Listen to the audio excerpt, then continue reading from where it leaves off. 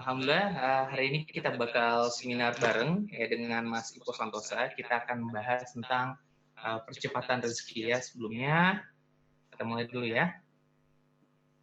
Bismillahirrahmanirrahim. Assalamualaikum warahmatullahi wabarakatuh. Selamat sore teman-teman sekalian. Perkenalkan saya Wendy Abdillah, host untuk kegiatan kita hari ini, yang mana kita akan belajar banyak dari seorang tokoh, beliau juga seorang motivator, pengusaha, yang juga merupakan mentor saya juga ya.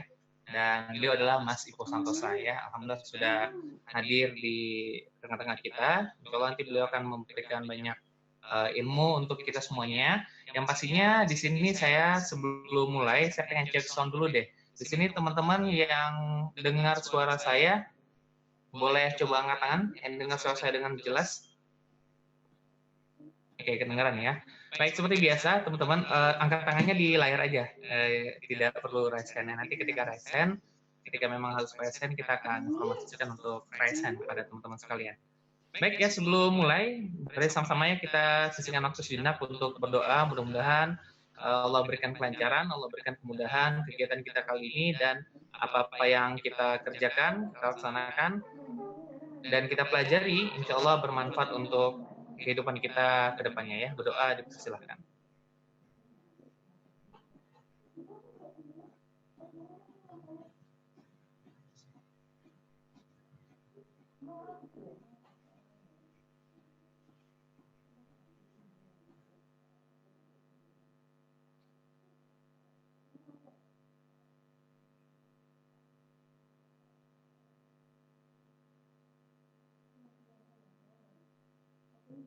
Bismillah. Baik teman-teman sekalian, seperti biasa sebelum kita mulai Zoom seminarnya, saya akan informasikan beberapa persyaratan ataupun peraturan selama Zoom seminar.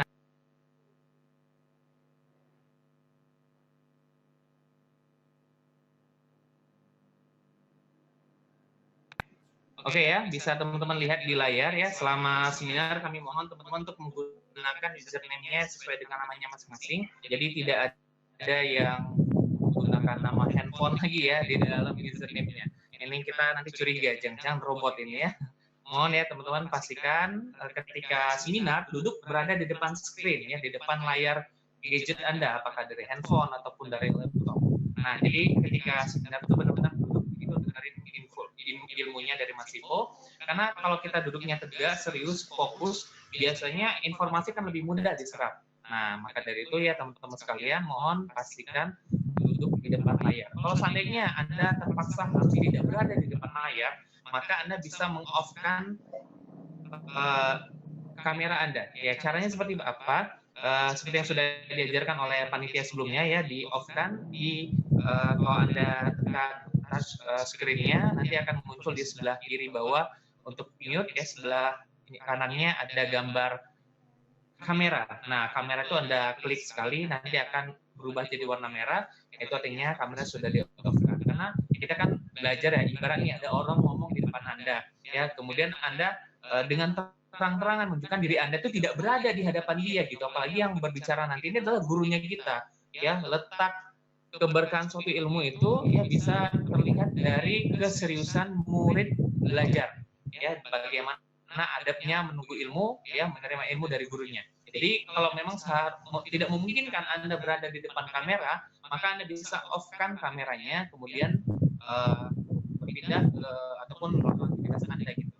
Nah, tapi sebaik-baiknya tetap Anda berada di depan layar untuk belajar ya.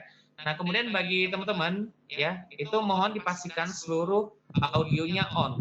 Ada beberapa nih yang saya lihat tidak on ya, ada sekitar 1, 2, 3, 4, 5, sekitar 10 orang. Ya, untuk meng-on-kan audionya, itu pertama pastikan Anda sudah upgrade Zoom-nya di Play Store ataupun App Store-nya, karena terkadang itu juga berpengaruh ya.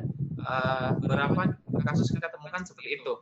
Nah, kemudian cara yang umumnya terjadi adalah kenapa suaranya tidak keluar ataupun sound-nya tidak on, itu di sudut kanan atas Anda, ya, sudut kiri atas Anda, ketika Anda melihat layar, sudut kiri atas ada gambar speaker. Nah, klik sekali sampai gambar speakernya itu menyala gitu, ya. Jadi ada simbol suara yang keluar gitu. Ya, jadi dengan begitu teman-teman akan lebih mudah belajarnya. Kemudian hindari backlight ya. Jangan sampai punggung Anda tuh, belakang Anda tuh cahaya yang terlalu terang sehingga Anda kelihatan kayak tersangka gini. Jadi kayak kita interogasi jadinya. Jadi pastikan ya tidak backlight, cahayanya bagus ya, ada lighting lagi di depan itu jauh lebih baik ya, sehingga teman-teman belajarnya ternyata lebih serius gitu. Nah, untuk memaksimalkan Anda belajar, mungkin agar tidak mengganggu orang di sekitar Anda bisa menggunakan headset ataupun earphone agar bisa mendengarkan materinya dengan lebih fokus lagi sehingga tidak mengganggu orang-orang di sekitar Anda. Baik ya, jadi selama acara tidak perlu raise hand ya, tidak perlu angkat tangan kecuali kalau diminta ya. Kalau diminta silakan ya. Baik, di sini sebelum kita lanjut ya teman-teman sekalian, saya pengen tahu dong siapa di sini yang sudah ikut seminar Zoom-nya Mas Ipo, apapun temanya, coba raise hand. Nah, baru sekarang gunakan aplikasi raise hand-nya. Coba digunakan. Saya pengen tahu nih, siapa di antara teman-teman yang sudah pakai raise hand-nya ya? Sorry, sudah pakai raise hand-nya. Sudah pernah ikutan seminarnya ya? Oke. Oke. Assalamualaikum. Waalaikumsalam. Baik ya, alhamdulillah Mas Ipo sudah berada. Ternyata Mas Ipo ini sebagian teman-teman juga sudah pernah ikutan Zoom seminar Mas Ipo. Baik, sudah cukup resennya. Insya Allah kita akan belajar bagaimana percepatan rezeki itu bisa hadir dalam kehidupan kita, mendapatkan lompatan-lompatan yang begitu bagus ya, menjadikan aktivitas kita menjadi akselerasi percepatan bisnisnya kita, usahanya kita, ataupun pencapaian target-targetnya kita ya. Mas Ipo sudah ready? Ya. Baik ya, langsung saja kita akan persiapkan Mas Ipo Santoso. Boleh dong ya kita berikan tepuk tangan yang meriah ya, tepuk tangan yang meriah buat Mas Ipo Santoso. Ya. Oke, Assalamualaikum warahmatullahi wabarakatuh. Ya, alhamdulillah. Allahumma sholli ala Muhammad wa ala Muhammad. Oke, Bapak Ibu semuanya, kalau mendengar suara saya dengan jelas ya, boleh goyangkan tangannya, boleh? Goyang aja boleh? Goyang aja. Nggak usah raise hand ya, goyang aja. Iya. Oke. Ini adalah seminar saya yang kesekian kalinya bawa materi percepatan rezeki. Dan bagi Bapak Ibu, bagi teman-teman yang pernah misalnya ikut seminar saya, pernah baca buku saya, nah tahu tuh, saya berusaha membedakan walaupun judulnya sama. Agar apa? Agar orang yang sudah baca buku ya dapat manfaat yang lain, manfaat yang baru gitu. Nah, termasuk yang percepatan rezeki ini, saya yakin itu teman-teman banyak yang sudah baca. Nah, tapi materi yang saya bahas ini nanti dalam perspektif yang lain. Ya, ada 4 tombol ya, yang kalau kita tekan, itu akan terjadi percepatan dalam hidup kita, akselerasi dalam hidup kita. Nah, 4 ini ya, nanti akan, 5 ini yang akan saya bahas ya, 5M gitu. Oke, boleh kita tayangkan yang pertama, Mas Wendy? Ya, 5M itu.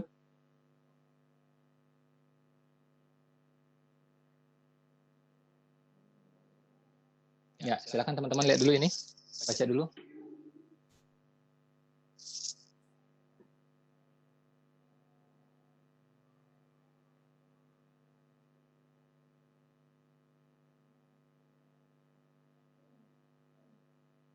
Sudah, coba baca benar-benar.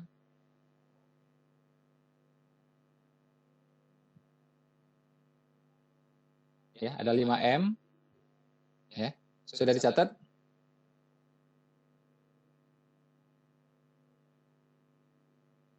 Sudah dicatat? Ya, 5M itu. Nah, insya Allah kita akan bahas ini ya, satu persatu. Oke, sekarang kita lihat ya, M yang pertama ya, M yang pertama. Sebelumnya saya mau cerita sedikit ya tentang percepatan rezeki ya. Jadi itu kan materinya Masya Allah ya, percepatan rezeki itu banyak sekali orang yang mengalami perubahan ya, termasuk juga hidup saya, termasuk juga orang-orang yang baca buku tersebut gitu ya. Sebagai gambaran saja ya, bestseller di Indonesia itu ada beberapa patokan, ada yang mengatakan 3.000 eksemplar, ada yang mengatakan 6.000 eksemplar. Ya, kita ambil lah agak gede dikit gitu ya, 6.000 eksemplar. Nah, 6.000 ya, 6.000 gitu. Nah, buku percepatan rezeki ya, itu terbitan pertama saja itu langsung 35.000 eksemplar. Ya, 35.000 eksemplar. Ya, jadi karena tingginya animo orang ya waktu itu ya dikasih tahu judulnya percepatan rezeki, ini poin-poinnya ya. permintaan tinggi sekali, inden ya, akhirnya cetakan pertama langsung dibanyakin 35.000. Dan setelah itu juga cetak ulangnya berkali-kali ya, setahu saya totalnya saya nggak tahu udah berapa tuh penjualan ya. Dan total buku saya semuanya ya. Jadi kalau Bapak Ibu pernah dengar istilah bestseller ya. Jadi kita sepakati angkanya 6.000 ya, walaupun ada yang bilang 3.000. Nah, ada lagi istilah namanya itu mega bestseller ya. Mega bestseller itu 50.000 ya, 50.000. Nah, total penjualan buku saya ya, total semuanya Percepatan Rezeki, 7 Keajaiban Rezeki, Muslim Milioner ya, Muhammad sebagai Pedagang, 10 Juz Terlarang, total semuanya itu adalah 1 juta eksemplar ya, 1 juta eksemplar. Ya, saya nggak tahu itu istilahnya mega bestseller atau apa, saya udah nggak ngerti lagi istilahnya ya. Dan alhamdulillah ya, kalau trainer yang mencapai angka itu setahu saya dikit sekali ya, hanya 2 orang setahu saya, Pak Ari Ginanjar dengan saya. Kalau novelis ada beberapa ya, contohnya kayak Andrea Hirata ya, Kang Abik ya, kayak Cinta, terus juga Mbak Asma Nadia ya. Nah, ini beberapa. Kalau Ustadz juga banyak gitu ya. Ada Agim, ada Ustadz YM ya, dan seterusnya. Tapi kalau motivator, setahu saya, trainer ya, setahu saya itu hanya 2 orang yang menembus angka 1 juta eksemplar itu, saya dan Pak Ari Ginanjar ISQ. Nah, saya nggak ngomong buku di sini ya, tapi saya pengen nunjukkan ke teman-teman ya, bagaimana orang itu kan gini, kayak teman-teman lah, begitu merasa perubahan, akhirnya kan nggak tahan ya, akhirnya ngomong ke orang lain. Ya, jadi kita mengalami perubahan nih, habis baca buku, habis ikut seminar, akhirnya ngomong ke orang lain. Nah, saya juga yakin ya, insya Allah ya, materi hari ini, kalau teman-teman langsung praktekkan, ya, itu ada satu istilah namanya prom, ya, segera seketika praktek, ya, segera seketika praktek, itu efeknya akan besar. Tapi kalau kita tunda, efeknya akan turun. Nah, itu namanya prom, ya, segera seketika efeknya akan besar. Nah, ini juga sama, kalau 5 tombol ini, ya, tadi M, ya, M, 1, 2, 3, 4, 5, kalau kita tekan semuanya, insya Allah terjadi percepatan. Nah, sekarang kita lihat M yang pertama, ya, tentang move ya, tentang move ya. Jadi ada yang gerakannya itu besar dan permanen ya, ada juga gerakannya itu kecil dan temporer, ada juga yang gerakannya itu minimum ya. Coba ditayangkan ya, yang M itu move ya, move. Jadi ya, makhluk yang bergerak itu akan dihampiri rezeki. Itu sunatullah, itu hukum alam. Ya, saya ulang, makhluk yang bergerak akan dihampiri rezeki gitu. Nah, geraknya seperti apa? Ada gerakan besar dan permanen, seperti merantau. Kemudian ada lagi gerakan kecil dan temporer. Contohnya kita bolak-balik ke kantor, bolak-balik ke toko, ya. Ada lagi gerakan minimum, di rumah aja. Tapi masih bergerak, ya masih bergerak. Ngapain itu? Nah, kita misalnya WA, oke, posting Instagram, posting Facebook. Nah, gerakan kita ada tapi minimum, gitu. Nah, itu gerakan juga. Tapi kalau diem, rebahan aja, ya udah rezeki juga rebah, gitu. Ya, makanya hati-hati gitu. Ya. Sebelumnya saya pengen tanya nih, ada yang punya utang nggak kira-kira? Coba angkat tangan yang punya utang, ada nggak kira-kira? Ya, sebenarnya nggak angkat tangan nggak? Ini sih, dari mukanya kelihatan soalnya ya. Nah, wajah-wajah berhutang. Muka-muka cicilan. Hidup kalau pengen bahagia, 2 tipsnya ya. Kurangi cicilan, kurangi pecicilan. Nah, insya Allah bahagia. Ya, ini udahlah punya utang, istri bawel, mertua galak. Waduh, berat banget ujian hidup ya. Tapi ada tuh ya orang nikah ya 7 tahun ya, suami itu ya laki-laki nggak pernah marah sama istrinya. 7 tahun Pak, 7 tahun Pak nggak pernah marah. Ya, saya samperin, saya tanya apa tipsnya, kok nggak pernah marah sama istri gitu. Ternyata memang benar, Pak, dia nggak pernah marah sama istrinya. Saya tanya kenapa, kok bisa? Ya dia ini dimarahin sama istrinya soalnya ya, makanya dia nggak pernah marah. Kalah galak gitu ya. Ya. Nah, oke ya, kita lanjut lagi nih ya. Kalau bahas istri nanti ini lagi repot ntar itu ya, panjang ceritanya. Nah, jadi intinya bergerak ya. Kalau bergerak rezekinya dijamin. Nah, kita bahas yang agak jauh sedikit ya, gerakan besar ya, gerakan besar. Boleh ditunjukkan itu gambar Imam Syafi'i ya, Masjid Imam Syafi'i. Jadi Imam Syafi'i itu kan lahirnya di Palestina ya, di Palestina. Beliau bilang ya, dan beliau ini kalau ngomong pasti praktek. Ya, kalau ngomong pasti praktek. Ya, dia lahir di Palestina, kemudian merantau ke Madinah, kemudian ke Baghdad, ya, kemudian ke Mesir. Gitu. Dia ngomong tentang merantau. Ini masjidnya beliau ya. Sebenarnya bukan masjid beliau ya, tapi beliau dimakamkan di sini. Kemudian orang bikin masjid gitu ya. Masjid Imam Syafi'i di Kairo ya, di Mesir. Saya alhamdulillah 2 kali ke sana. Ini foto saya pas kali kedua waktu itu. Ya. Jadi ini pesan Imam Syafi'i ya. Ini bukan soal fotonya ya, fotonya nggak penting gitu. Tapi soal pesan beliau. Ini Masya Allah pesannya bagus banget. Pergilah dari rumahmu demi 5 faedah. Ya. Pertama, menghilangkan kejenuhan, kemudian mencari bekal hidup, terus mencari ilmu, mencari teman, dan belajar tata krama. Ya, ini pesan beliau. Gitu. Dan kata beliau juga nih, ya, kata beliau juga, orang ya manusia akan dapat derajat yang mulia kalau dia meninggalkan tempat asalnya, persis seperti emas yang terangkat dari tempat aslinya gitu. Oke, balik lagi ke saya. Jadi kalau kita perhatikan ya, emas itu kalau di tempat aslinya ya bercampur dengan lumpur, dengan tanah, dengan batu, itu harganya murah. Tapi begitu diangkat, dipindahkan, nilainya naik. Ya, nilainya naik. Semua orang rebutan. Ya, semua orang rebutan. Ya, siapa sih nggak suka emas? Ya, kita sebagian orang Indonesia mungkin nggak suka dolar, nggak suka pound sterling, ya. Tapi kalau emas mau, orang Amerika mau, orang Saudi mau, orang Inggris mau. Siapa yang nggak suka emas? Ya, ibu-ibu, bapak-bapak semuanya suka. Ya. Nah, kenapa? Karena sudah diangkat, sudah dipindahkan dari tempat aslinya. Nah, manusia juga seperti itu. Kadang-kadang kalau dia di tempat asalnya, di tempat aslinya, dia nggak dihargai. Betapa banyak ya orang misalnya bisa desain, bisa bikin sesuatu. Di kota ya nggak dihargai. Tapi begitu dia pindah, dihargai. Ya, jadi memang barang atau orang itu kadang-kadang perlu dipindahkan, dirantaukan gitu. Ya.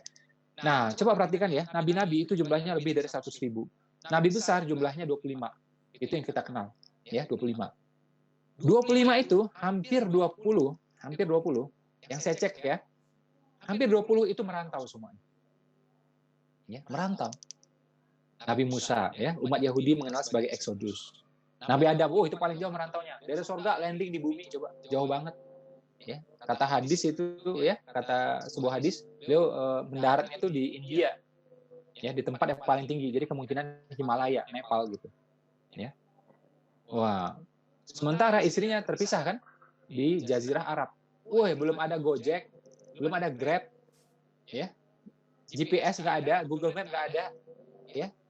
Itu penanda arah juga nggak ada. Nanya orang, ya nggak ada orang dia satu-satunya waktu itu kok, ya kan? Mau nanya siapa coba? Nah, itu merantaunya paling jauh, paling berat. Ya, Nabi Ibrahim, ya pernah di Palestina, pernah di Mekah, ya bangun Ka'bah, pernah juga di Mesir.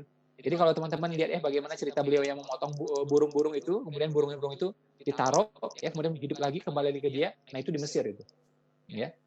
Nah, jadi merantau juga. Nabi Muhammad sebelum ke Madinah pernah ke Taif sebenarnya. Cuma di Taif beliau ditolak, nggak diterima.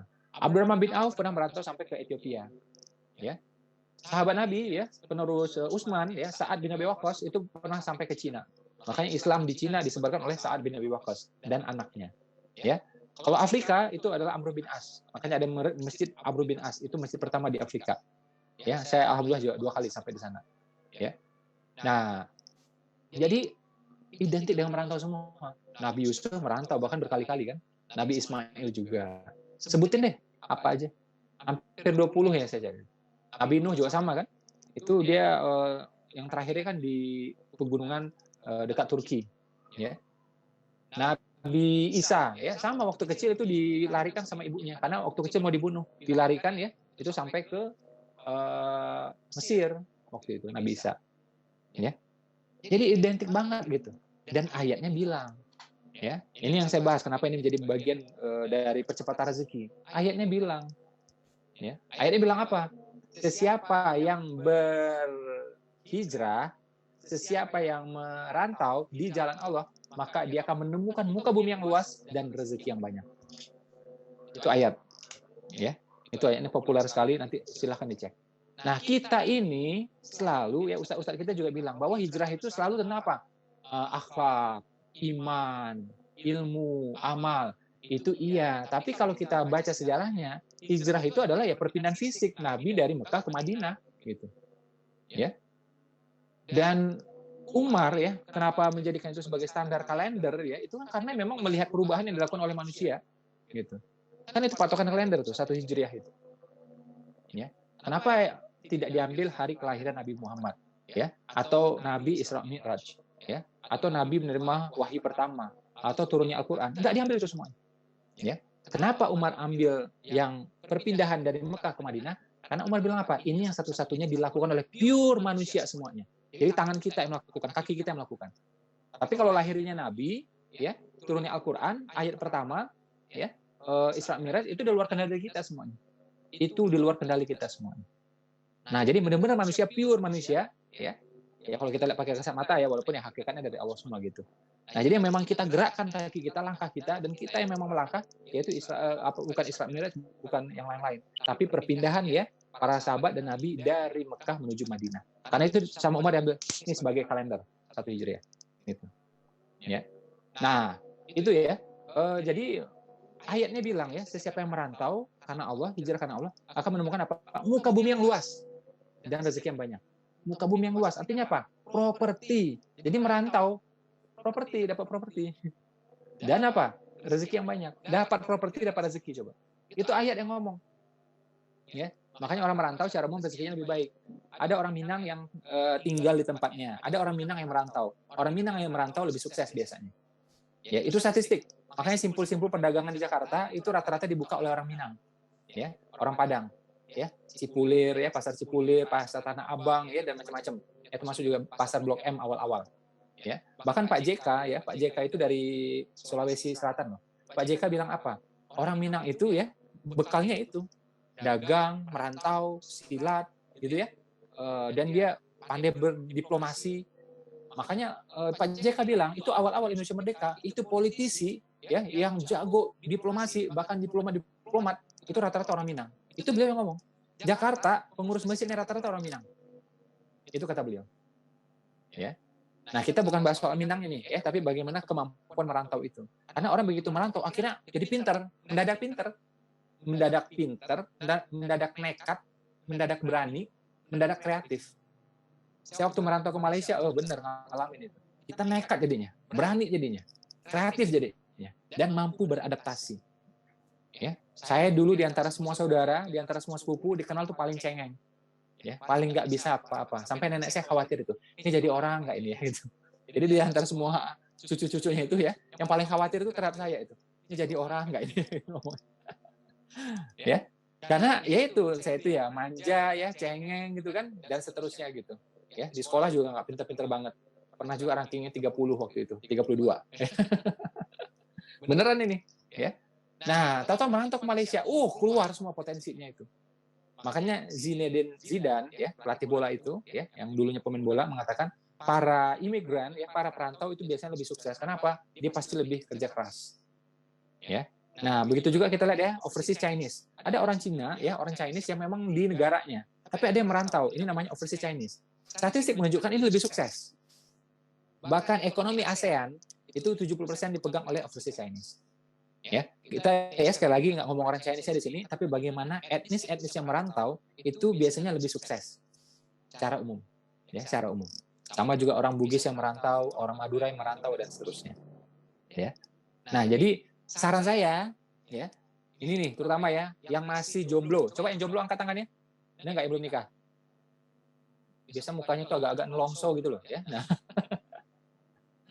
agak-agak menderita gitu mukanya. Karena dibully terus sama teman-temannya gitu ya. Terus sekarang dibully lagi sama Wasipo ya. Waduh. Nah, terutama yang belum nikah, laki-laki, kalau rezekinya gitu-gitu aja, saran saya udah pergi merantau aja sudah. Ya.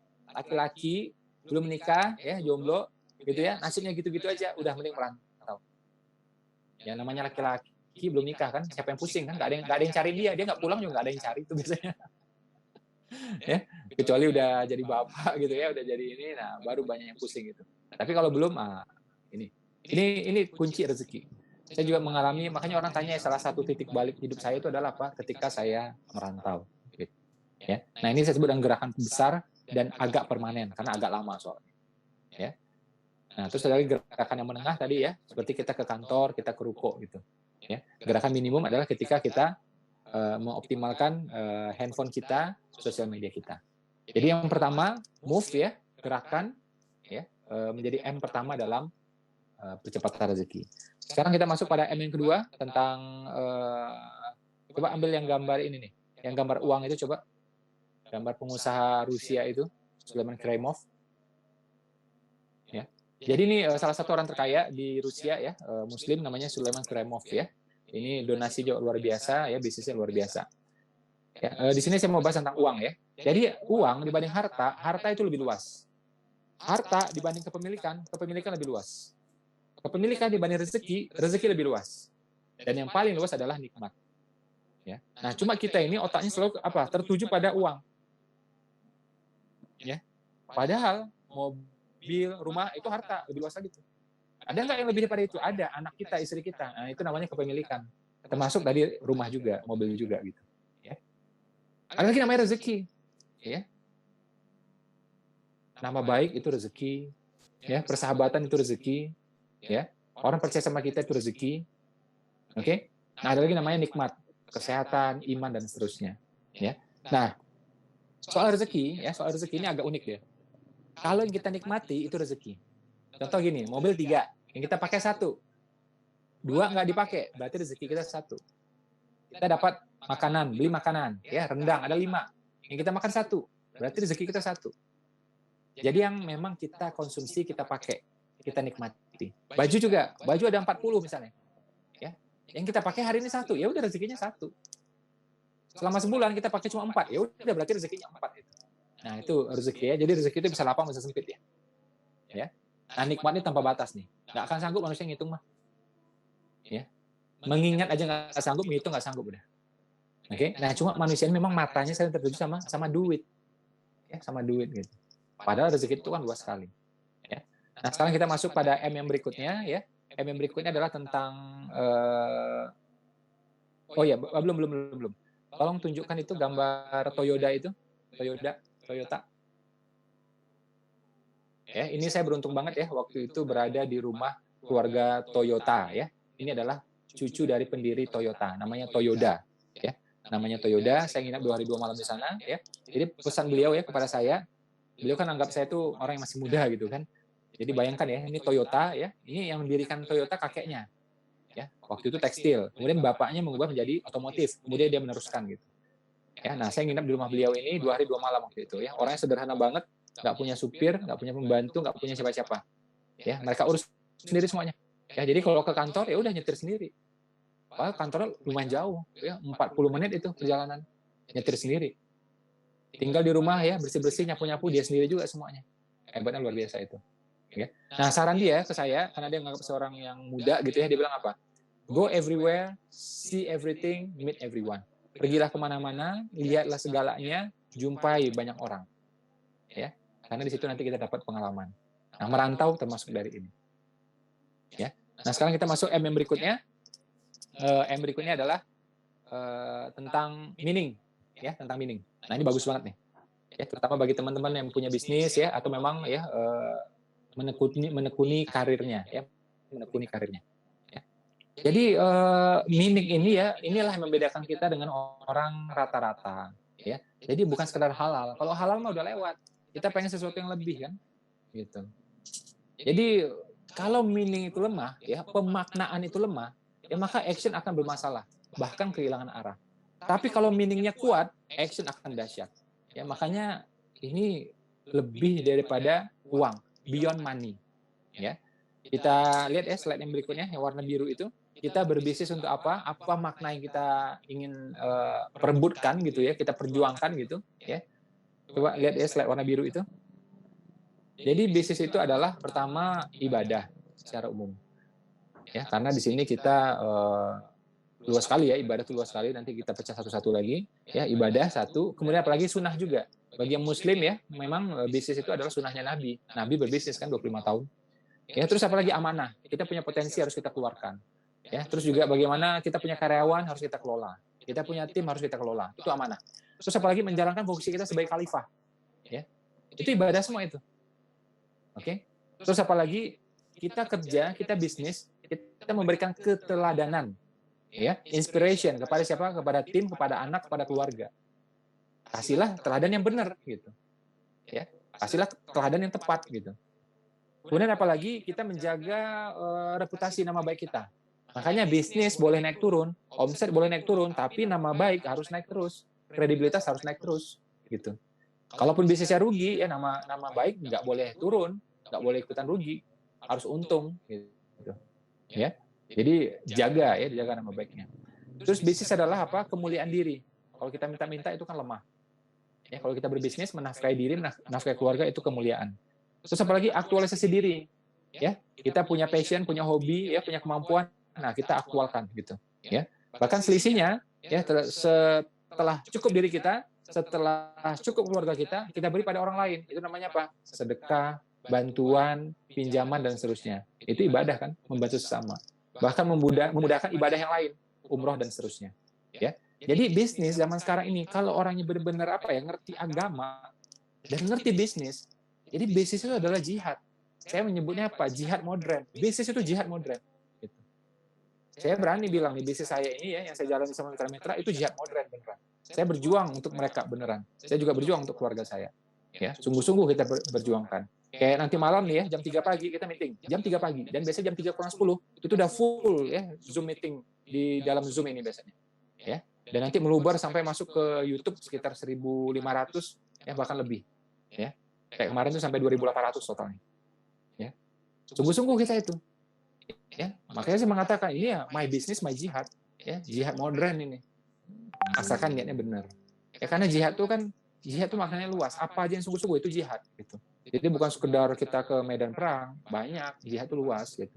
Kan mujahadah artinya sungguh-sungguh gitu kan. Nah, jadi ini makna bisnis ya, ini makna bisnis, ini membedakan kita dengan orang rata-rata. Ya. Kayak saya nih ya, ini kan pandemi nih. Saya punya mitra tuh ribuan, itu kan nggak main-main. Saya oke lah aman dari segi finansial. Mereka aman nggak? Makanya kita perjuangkan benar-benar. Ya. Dan saya memang alirannya agak saklek sedikit ya. Saya 4 bulan nih di rumah aja ini. Ya, sekitar 4 bulan saya di rumah aja. Dan saya berusaha ya memastikan ribuan mitra saya juga di rumah aja. 90% dari mereka nurut. Ya, di rumah aja. Tapi Masya Allah ya, dengan cara yang kita bikin, dengan sistem yang kita bikin, itu hampir semuanya income pada naik semuanya. Demi Allah, beneran. Ya, bukan ngada-ngada ini, bukan sok-sokan ini, enggak. Ya, Allah kasih karunia, Allah kasih kemudahan ya, income kita rata-rata naik semuanya. Di rumah aja 4 bulan full. Coba itu.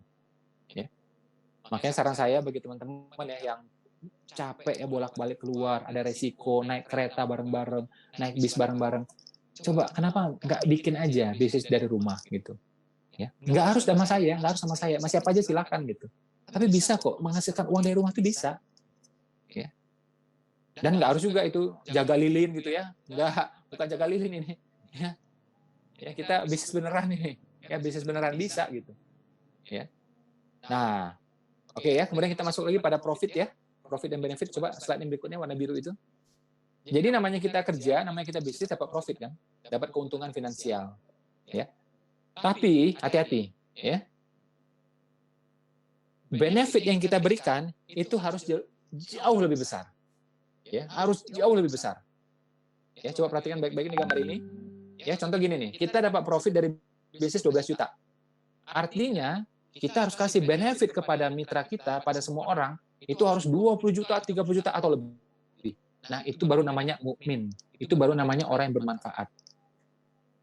Kalau profitnya dapat 10 juta, dia ngasih benefit juga 10 juta, ya ini sekedar ya orang rata-rata ini.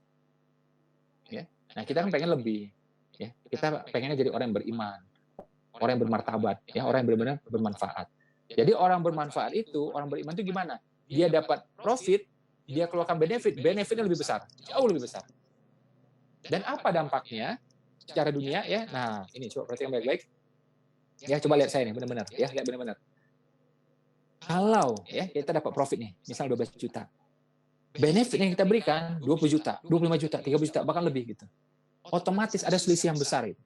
Itulah yang membuat tim loyal sama kita, tim hormat sama kita. Ya, masyarakat menghargai kita, masyarakat memuliakan kita. Ya, dan berkahnya itu berlapis-lapis jadinya. Karena memang Allah nilai itu. Tapi kalau plus-plus aja, ya udah. Oke, sebagian mungkin belum paham. Oke, saya tunjukkan nih dalam dunia kerja ya. Misalnya gini, ada kita atasan nih, kita atasan. Ada seorang karyawan, kita gaji dia 5 juta. Ternyata output dia bagi kantor sama, cuma 5 juta itu. Digaji 5 juta, outputnya 5 juta. Orang kayak gini nih, ini rawan dipecat. Karena benefitnya plus-plus aja. Yang bisa dipertahankan di perusahaan adalah siapa? Dia digaji 5 juta, tapi outputnya bisa 15 juta. Ya. Nah, yang manusia cilaka adalah apa? Digaji 5 juta, outputnya kayak orang digaji 4 juta. Ini kalau di perusahaan swasta, orang kayak ini pasti pengen ditendang segera. Ya. Jadi biasanya perusahaan itu menggaji, gajinya sekian, harus mendapatkan benefit yang lebih. Pasti kayak gitu perusahaan. Apalagi semakin besar perusahaannya, itu standar perhitungannya kan luas sekali. Gitu. Ya. Papan penilaiannya kan luas sekali. Nah, bisnis juga sama. Ya, bisnis juga sama.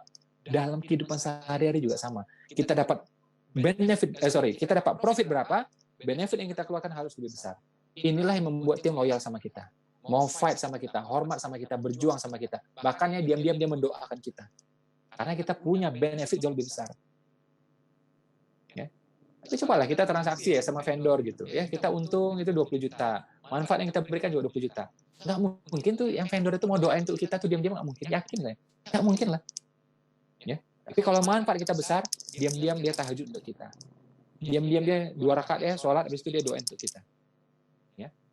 Makanya ayat yang mengatakan ya, yang insan yang baik itu seperti apa gitu kan. Hadis yang mengatakan manusia yang bermanfaat itu seperti apa. Ya ini terjemahnya ini. Sebaik-baiknya manusia yang luas manfaatnya, banyak manfaatnya. Ya ini terjemahannya. Perbanyak benefit itu. Lebih daripada uang yang kita dapatkan. Dimanapun kita berada. Ya. Nah, itu namanya meaning. Itu namanya meaning. Jadi bukan sekedar dapat duit. Wah, kalau Buya Hamka bilang mah itu orang rendah banget kayak gituan. Ya. Kalau sekedar kerja, apa beda dengan kera? Kata Buya Hamka. Kalau sekedar makan, apa beda dengan babi hutan? Kata Buya Hamka. Kita mesti beda lah. Kita orang beriman kan. Gitu. Ya. Nah, ini yang tentang meaning ya. Poin kedua. Poin ketiga, ya. Coba saya mau ngecek dulu suaranya. Bapak Ibu, coba tangannya dua-duanya diangkat ke atas, boleh? Gerak-gerakan boleh? Lebih kencang lagi boleh? Yang geraknya sungguh-sungguh, saya doakan rezekinya lancar, amin. Ya, geraknya sungguh-sungguh, ayo. Yang mudah-mudahan rezekinya lancar. Yang punya hutang, mudah-mudahan yang ngasih hutangnya lupa, ya. Yang belum nikah, mudah-mudahan segera dapat jodohnya, amin, ya. Jodoh yang soleh, amin. Sambil digerakin tangannya, ya. Jodoh yang soleh atau soleha, amin. Yang hafiz, amin. Ya, anak orang kaya, anak tunggal, warisannya banyak, bapaknya udah berumur. Makin ngaco ini. Dah, lanjut lagi. Ya, nah poin yang ketiga adalah ini masih soal bisnis ya. Soal bisnis kita baiknya kita lihat dulu tentang produk ya, produk dan profit in pandemic ya, 3P. Product and profit in pandemic. Ya. Product and profit in pandemic. Ya. Jadi ya ini nggak main-main teman-teman. Saya membimbing orang ya, itu membina orang bukan sehari 2 hari, belasan tahun sudah. Alhamdulillah sudah belasan tahun. Orang yang saya bina juga jumlahnya 200.000. Di 34 provinsi di berbagai macam negara. Di Korea 5 kali, di Jepang udah 6 kali, Amerika 2 kali, Australia, New Zealand, Oman, Kuwait, Qatar, Arab Saudi, Mesir, ya, Hong Kong entah berapa kali, banyak banget sudah. Termasuk juga Filipina, ya, Taiwan dan seterusnya. Jadi kita bukan coba-coba gitu. Kita udah melihat polanya macam-macam. Nah, ketika pandemik ini makin tajam lagi di analisa saya gitu. Ini ada 5 rumus ya, ada 5 poin. Perhatikan baik-baik ya. Teman-teman bantah 2 saja. Bantah 2 aja pasti kerepotan untuk go nasional. Terutama bagi yang duitnya terbatas. Kalau duitnya banyak mah aman. Tapi kalau merasa dirinya pemula, uangnya terbatas ya, saya kasih 5 rumus, ya 2 dibantah sama dia, pasti kerepotan. Yakin saya. Tapi 5 ini kalau diterapkan benar-benar, insya Allah percepatan. Ya. Nah, ini saya bahas cepat dulu ya. Pertama ya. Oke, balik lagi ke saya. Layarnya. Jadi usahakan itu barang, bukan jasa. Oke? Jasa yang mengharapkan physical kontak, ya, sentuhan fisik, itu saat pandemi ini orang cenderung mengurangi atau menghindari. Ya, saya ulang ya. Saya pengen kasih solusi. Saya terpaksa ngomong belak-belakan. Supaya apa teman-teman pulang dapat solusi. Saya di akhir seminar nggak ada penawaran, ayo ikut seminar saya berikutnya, training saya berikutnya berbayar sekian. Nggak ada. Saya pengen nih kasih solusi tuntas semuanya. Gitu. Nggak ada juga saya jualan produk atau penawaran apa, nggak ada. Atau ayo beli buku saya, nggak ada. Saya pengen ini solusi tuntas. Ya, nah agar ini jadi solusi dan tuntas, saya pengen ngomong belak-belakan. Boleh ya? Boleh ya? Kalau boleh, tolong ngangguk. Kalau nggak boleh, ya mau gimana lagi? Udah di sini kan, terima aja lah. Jadi gini, Jadi jasa yang mengharapkan ada physical kontak, orang cenderung mengurangi dan menghindari. Contoh pangkas rambut, salon, saya udah 4 bulan nggak ke salon. Yang motong istri saya udah 3 kali atau 4 kali. Ya, ngapain saya ketemu orang yang saya nggak ngerti? Mending istri aja motong. Salah-salah dikit nggak apa-apa.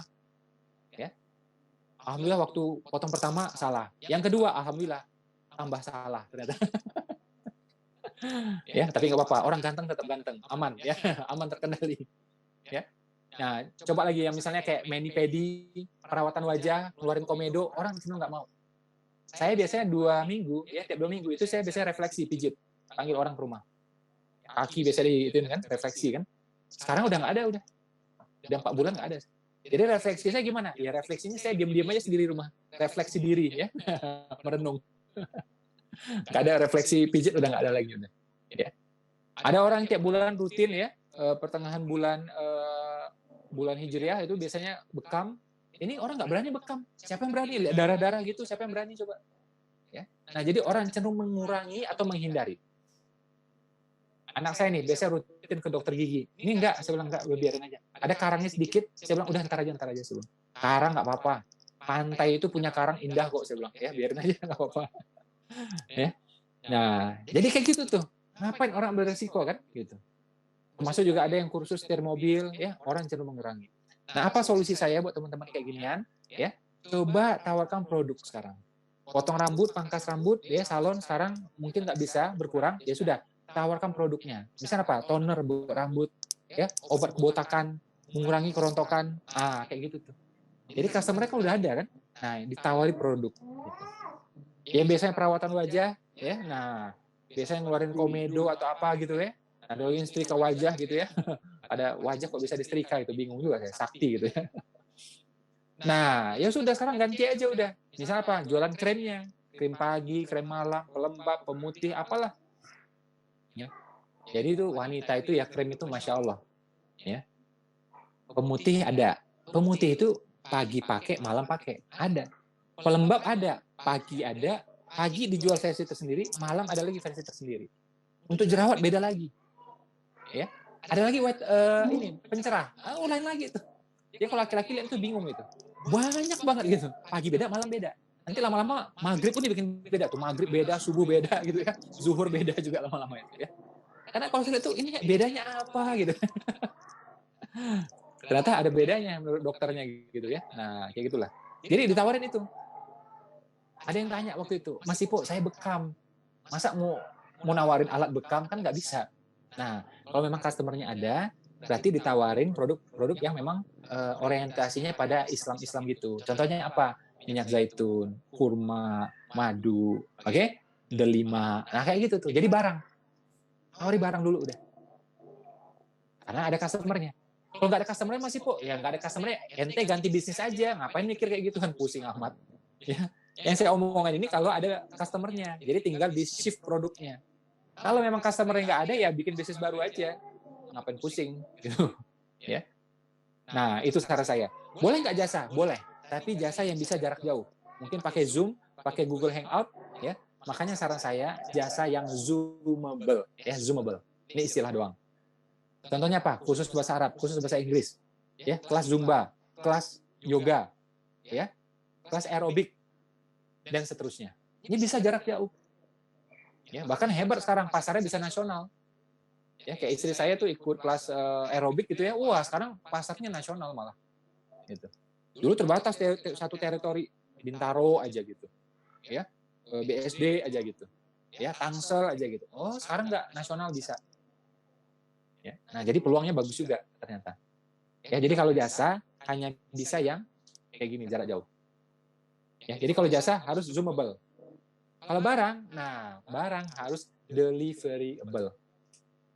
Ya. Deliverable artinya apa? Bisa dikirim, mudah dikirim. Harus hemat ongkir. Harus ringan, harus kecil. Kalau berat besar kena di ongkir. Sehingga apa? Perhatikan baik-baik ya. Teman kita di sosial media itu 70% beda kota sama kita. Teman-teman kita di sosial media 70% beda kota sama kita. Harusnya itu menjadi pasar bagi kita, pasar nasional. Kita bisa kirimin semua. Tapi kalau dia berat atau besar, dikirim itu mahal.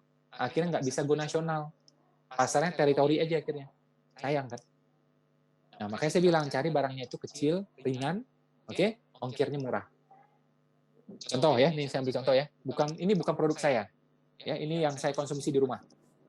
Saya atau istri. Ini saya sama istri rutin minum ini. Ya. Nih, saya nggak sebut merek ya. Karena nggak sponsor soalnya dia. Kecuali dia sponsor, saya sebutin ya. Nih contohnya, harga ratusan ribu nih, tapi kecil. Ya, ini lagi nih. Ratusan ribu, tapi kecil. Ya, ini juga saffron. Ya, saffron. 400 sampai 500 ribu nih, kecil doang. Nggak tahu nih bunga apa katanya itu ya. Istri saya beli ini. Ya. Nah, terus apa lagi? Contoh nih, ya kalau mau gede, paling gede segini nih. Ini paling gede. Ya, ini juga ratusan ribu.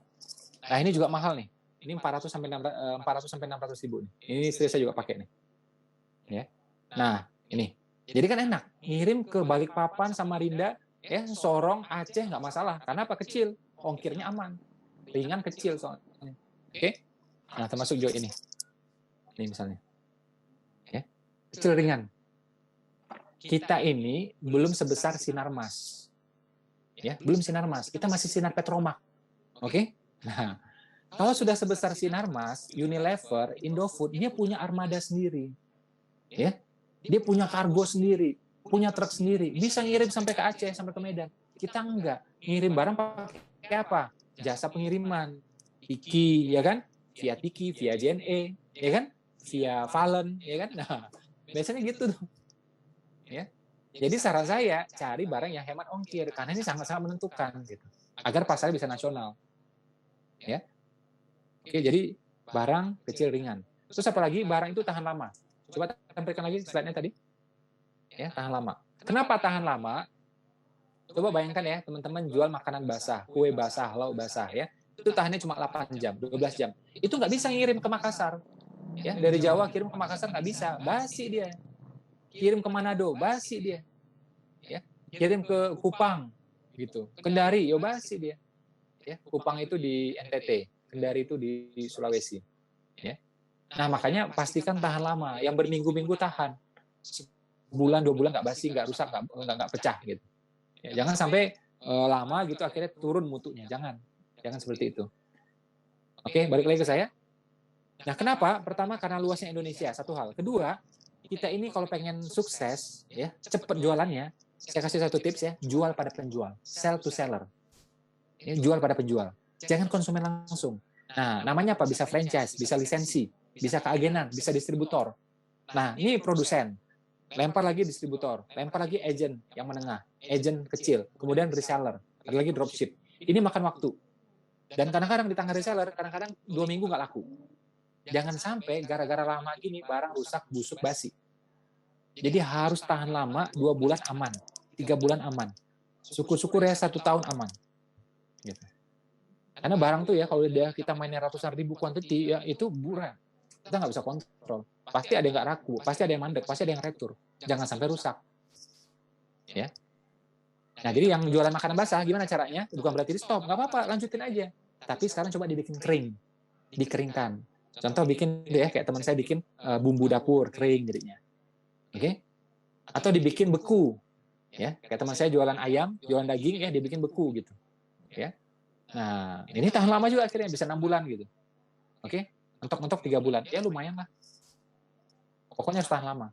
Nah, gimana cara membekukannya, mengeringkannya? Jangan tanya saya, cari sendiri. Masa gitu aja tanya saya, ya.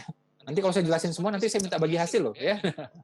20% saya minta Anda, ya kan? Nah, jadi ya biar duitnya selamat, ya udah pikirkan sendiri caranya. Bagaimana bekukannya, bagaimana mengeringkannya sehingga bisa pasarnya nasional, gitu. Ya. Jadi kalau ingat ya, perhatikan baik-baik, kalau jasa zoomable, kalau barang harus deliverable, tahan lama. Biar cepat gimana ya penjualannya? Jual pada penjual. Ya. Jadi franchise itu jual pada penjual. Ini master franchise, ini franchisee, ini konsumen kan? Gitu. Jadi dia nggak langsung ke konsumen, tapi dia jual ke franchise, franchise jual ke konsumen. Sama juga barang-barang itu ya. Jual dari mana? Produsen ke distributor, distributor ke agen. Ya, agen baru ke reseller atau ke konsumen. Oh, langsung pasar gede. Gitu. Ya, ini cara cerdasnya. Oke. Nah, terus coba perhatikan tadi gambarnya, munculkan lagi. Usahakan barang itu ya usahakan barang itu tahan lama. Udah kita bahas tadi. Kemudian apalagi cepat habis. Ya, cepat habis. Bukan berarti boros, bukan. Memang dia habis aja dengan sendirinya. Bukan konsumtif juga gitu. Istilahnya adalah high repetition. Tiap 2 minggu orang beli, tiap 4 minggu orang beli dengan alami. Bukan kita bujuk-bujuk atau kita bikin dia konsumtif gitu, enggak. Ya, oke, lihat lagi ke saya, penting banget ini. Ya, contoh ya, saya beli laptop ini, ya, ini Apple. Ya, saya puas. Ya, kapan saya beli lagi? Saya beli laptop lagi setelah 7 tahun. Ini saya beli lagi, Apple lagi. Jadi repeat ordernya kapan? Per 7 tahun. Lama banget. Ya. Jadi kalau teman-teman sudah dapat customer, ya, terus customer itu puas, dia baru beli lagi 7 tahun. Artinya apa? Kita harus cari pelanggan baru kan? Ini melelahkan. Meja saya nih, 10 tahun. Saya belum ganti. Saya belum nambah. Artinya apa? Repeat ordernya bisa 10 tahun atau lebih. Kacamata saya, ada yang 2 tahun, ada yang 4 tahun. Ya. Nih, curtain, saya baru ganti. Setelah apa? Setelah 9 tahun. Ya. Nah, ini repeat ordernya rendah. Jadi kalau Anda yang pemula, merasa duitnya terbatas, cash flow-nya nggak terlalu lancar, carilah barang yang memang cepat repeat ordernya. 2 minggu, maksimum 4 minggu. Kuliner, sembako, skincare, suplemen, nah itu boleh. Itu 2 minggu orang habis atau maksimum 4 minggu. Tapi kalau barang-barang yang slow tadi, 2 tahun, 5 tahun, wah habis umur kita. Karena kita pemula kan, uang kita ngap. Kita uangnya segitu-gitunya kan. Nah, jadi kalau bisa punya 200 pelanggan, kita nggak usah pusing-pusing lagi, itu dikelola baik, itu yang repeat order terus. Terak. Enak banget kan? Ya. Makanya salah pilih produk, salah hasilnya, hati-hati. Banyak yang ngap. Ada seorang dokter, ya mitra saya, dia jual buku. Saya bilang sama dia, bercanda kan. Kalau jual buku itu sangat menguntungkan bagi UKM seperti kita, jangan ngomong Gramedia ya, saya bilang. Gramedia itu dia besar. Dan yang bisa berhasil kayak Gramedia cuma dia sendiri. Nggak ada yang bisa sama dia, nggak bisa. Karisma aja nggak kuat. Ya, yang lain-lain nggak kuat. Cuma dia sendiri aja tuh, saya bilang. Kalau memang jual buku itu sangat menguntungkan, bagi UKM, saya yang pertama jual. Karena buku saya 4 tahun nomor 1 terlaris di Indonesia.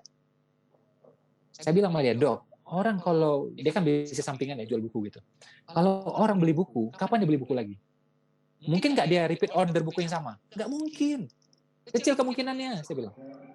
Ya. Lama repeat ordernya, saya bilang.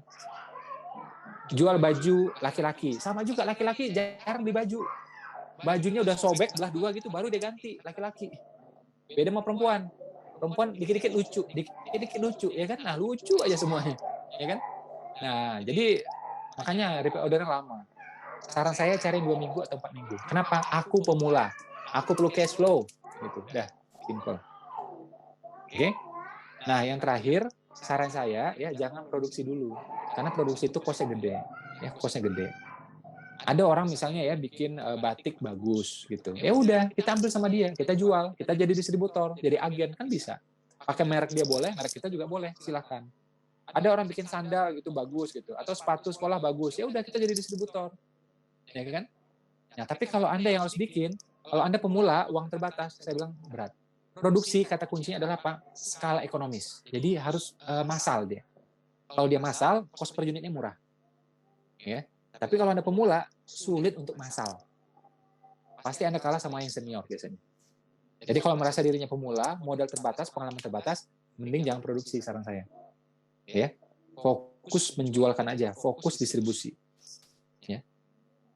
Dan itu insya Allah tetap jadi pengusaha namanya. Ya. Oke. Kita buka M yang berikutnya. M yang berikutnya adalah tentang mood. Ya. M yang ketiga ini, mood. Ya. Jadi mood ini ya, orang jarang paham. Mood itu, manusia adalah makhluk mood. Kalau moodnya bagus, semuanya bagus. Ya. Oke, saya bacain satu-satu ya. Jadi kita perlu menaklukkan mood kita sendiri, ya, menaklukkan hati kita sendiri sebelum kita menaklukkan hati orang lain. Ya. Terus juga kalau mood bagus itu mengundang rezeki yang tidak disangka-sangka. Ya. Terus apa lagi? Kalau mood bagus muncul ide-ide. Ya. Kalau mood bagus, kesehatan bagus. Tubuh kebal, imun bagus, stamina bagus. Bahkan kalau mood bagus itu adalah bagian dari amal soleh. Gitu. Oke, balik lagi ke saya. Contoh ya, kita naik motor, bawa motor. Tato keserempet, pecah kaca depan. Hitung-hitung, wah ratusan ribu nih. Orang biasa, marah-marah. Menyalahkan orang lain atau menyalahkan keadaan. Ya. Dia enggak, kacanya pecah. Tapi bisa senyum nih, mau ganti mobil ini. Ganti mobil ini. Nah, dia tetap bersyukur. Atau apa, udah tabrakan itu langsung mikir apa? Untung kenanya motor doang. Badan aman, alhamdulillah. Ya.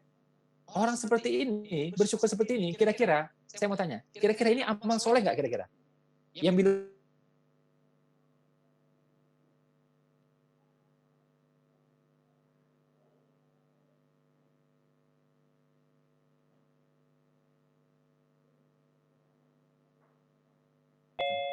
Nah, tapi kalau manusia kayak kita ini, kita makhluk mood. Ya. Tergantung kita bagaimana mengendalikannya. Nah, ada banyak aspeknya nih ya. Saya kalau bahas sih bisa panjang ya, tapi saya mau tunjukkan satu hal aja. Boleh tunjukkan tentang ini, mic pose ya, mic pose, pose mic. Ya, ada 4 orang itu. Coba ya teman-teman, angkat tangannya seperti ini boleh? Ya, tangannya direntangan seperti itu boleh? Dua-duanya. Yang punya tangan aja ya. Kalau nggak punya tangan ya udah nggak usah, jangan dipaksakan ya, repot ntar. Ya, yang punya tangan ya, dan udah mandi, keteknya udah bersih, nah coba angkat kayak ini coba ya. Nah, ini namanya mic pose. Namanya apa? Namanya apa? Saya mau baca ini gerakan mulutnya. Ini namanya apa? Mic pose. Oke, ya balik lagi layar ke saya. Jadi ya ini ada penelitian dari kalau nggak salah namanya itu Amy Cuddy kalau nggak salah saya. Ya perempuan namanya Amy Cuddy. Jadi orang pose tertentu aja itu bisa mempengaruhi moodnya, PD-nya, kesuksesannya. Bahkan bisa mempengaruhi orang lain. Gitu. Nah, pose seperti apa? Penjelasannya panjang, tapi salah satunya ini, mic pose. Ya, saya menyebut sebagai mic pose. Posenya mic. Ada Michael Jackson di sana, ada Mike Tyson di sana, ada Mick Jagger di sana, ada Michael Jordan di sana. Itu namanya mic semua kan? Mic. Jadi orang itu, coba perhatikan baik-baik ya. Orang yang kalau menang, cenderung gini deh. Ya, menang, dia gini. Merasa hebat, dia gini. Dia menaklukkan panggung, dia gini. Ternyata itu efeknya ya, itu bikin moodnya bagus, makin bagus. Makanya orang menang cenderung makin menang. Coba tampilkan lagi di layar tadi seperti apa? Gambar tadi coba. Mike Post tadi. Ya, ada Michael Jordan, ada Mike Tyson, ada Mick Jagger, ada Michael Jackson. Coba teman-teman lihat lagi. Nah, itu.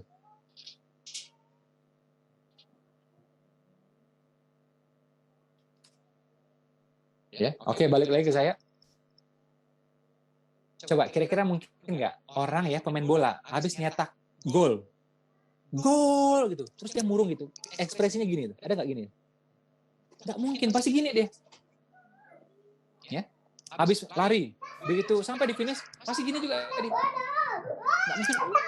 Nggak mungkin gitu. Ya, jadi ini adalah pose seorang pemenang. Lah, kita belum menang Pak, kita belum sukses Pak. Nah, diambil ilmunya. Jadi walaupun belum sukses, gini juga biasain. Ya, karena apa? Mengundang mood untuk bagus. Loh, kok bisa Pak? Ya bisa. Ini namanya ilmu fisiologi, ya bukan psikologi ya, tapi fisiologi. Bagaimana gerakan mempengaruhi perasaan. Makanya trainer nomor 1 di dunia, namanya Anthony Robbins, mengatakan apa? Motion affects motion.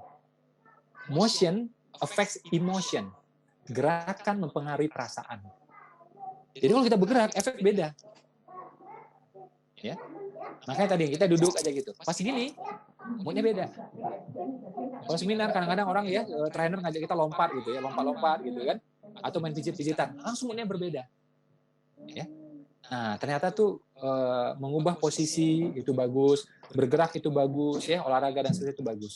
Ya. Muaranya adalah tentang apa? Tentang mood. Setelah mood ini oke, kemana-mananya oke, kesehatannya, rezekinya, amal solehnya, ya, dan memancing mood yang lebih besar lagi. Bahkan ada satu rahasia besar ya. Semua amal, ya, saya bilang ya, hampir semua amal, itu kan amal memang mencari ridho Allah gitu. Tapi ada manfaat yang lain, namanya fadilah. Ada salah satu fadilahnya, apa itu? Hampir semua amal itu tujuannya memperbaiki mood kita. Ya, memperbaiki mood kita. Kita lagi kesel, ya, lagi kesel misalnya. Atau kena air wudhu. Pasti tenang. Ya kan? Andai kata emosi, emosinya turun. masih emosi, sholat, Allah Akbar. Nah, mulai turun tuh emosinya. Ya. Terus apa lagi sujud? Seemosi-emosinya orang, kalau sujud pasti tenang dia. Kok mungkin orang lagi sujud marah kan? Wah, nggak mungkin. Mau sujud kok marah-marah coba, nggak mungkin. Ya. Apakah hanya sholat? Enggak semuanya. Kita lagi pusing, lagi mumet, runyam banget. Berangkat umroh, berkurang tuh rasanya, runyamnya, ya, mumetnya, ya kan? Oke, semua ibadah. Kita lagi desperate misalnya, lagi putus asa gitu, ya. Tapi pas sedekah, muncul harapan. Pas puasa muncul harapan, mood bagus lagi. Jadi hampir semua amal, ya. Salah satu dampaknya apa? Memperbaiki mood kita. Karena apa? Begitu mood bagus ya kemana-mana tadi sudah bahas, ya. Rezeki, kesehatan, ya, mood yang lebih besar lagi, oke. Dan insya Allah bagian dari amal soleh, gitu. Ada cerita dari Gus Baha kan? Gus Baha ditanya sama istrinya, Mas kok nggak ini jarang marah gitu? Kenapa kok jarang marah gitu? Ya. Dia bilang menyenangkan istri itu ibadah. Dia bilang. Menyenangkan istri itu ibadah, ya kan? Diplomatis jawabannya, ya kan? Daripada rame jawab gitu aja ya nggak? Menyenangkan istri itu ibadah. Oh iya. Nah kalau kamu lagi senang, ya itu menyenangkannya lagi susah. Jadi kalau kamu udah senang nih, mau dibikin lebih senang, gimana caranya? Ya kan belanja, shopping, keluar duit, boros. Ya. Tapi kalau kamu lagi marah, ya, aku diam aja, aku latihan sabar. Nah, akhirnya kamu kan tenang juga. Ya, akhirnya kamu senang juga. Nah, itu adalah cara bikin orang tenang yang hemat, tidak boros itu, ya. Jadi cukup dengan sabar aja. Dengan sabar aja dapat pahala, ya kan? Istri bahagia lagi, hemat uang, ya. Kata Gus Bah. Ini bercanda ya, jangan ditelan mentah-mentah semuanya. Tapi esensinya benar gitu kan? Esensinya benar. Ya. Nah, jadi mood yang bagus itu ibadah gitu. Amal soleh insya Allah. Ya. Nah, jadi tolong dijaga moodnya kita. Makanya apa-apa yang kira-kira mengganggu mood kita, jangan diikutin. Ya. Ini kadang-kadang yang aneh nih orang. Dia di Facebook. Ada teman Facebooknya hobi ngata-ngatain dia. Hobi julid ke dia. Julid. Gitu. Ya kan? Nah, kita malah kepo ke dia. Malah nungguin komen dia. Ngecek lagi dia komen apa. Ngapain? Kalau saya ada yang kayak gitu di Facebook, ya langsung saya remove sebagai friend. Kalau nggak bisa, misalnya teman dekat nih, atau agak-agak dekat lah gitu ya, tapi dia hobinya kayak gitu, saya hide dia, beres. Jadi saya nggak lihat dia, nggak pusing saya. Saya manusia biasa, baca gitu terus naik tensi, ya nggak? Naik emosi kita, ya. Ya udah kita hide, bisa disembunyikan. Ya, jadi kalau di Facebook itu namanya hide, ya. Kalau di Twitter, kalau di Instagram namanya mute, ya mute. Jadi orang-orang yang menyebalkan itu, saya mute aja. Kadang-kadang di unfollow nggak enak, karena teman lama. Tapi ngocehnya nggak bener. Saya mute, beres. Jadi saya nggak pusing. Ya, ngapain aku ngurus hidup orang? Ngapain aku ngurusin omongannya dia? Nggak dapat duit? Ya udah dapat duit. Apa kita urus, ya nggak? Nah, jadi gitu, kita kendalikan mood kita. Karena kita manusia biasa, kadang-kadang ada yang memancing emosi kita untuk gitu, keluar gitu. Ya. Nah, yang kira-kira memancing itu, ya udah, kita mute aja, beres. Jadi hubungan tetap baik. Karena kita nggak baca soalnya. Kan simple. Kalau kita makin baca, makin emosi jadinya.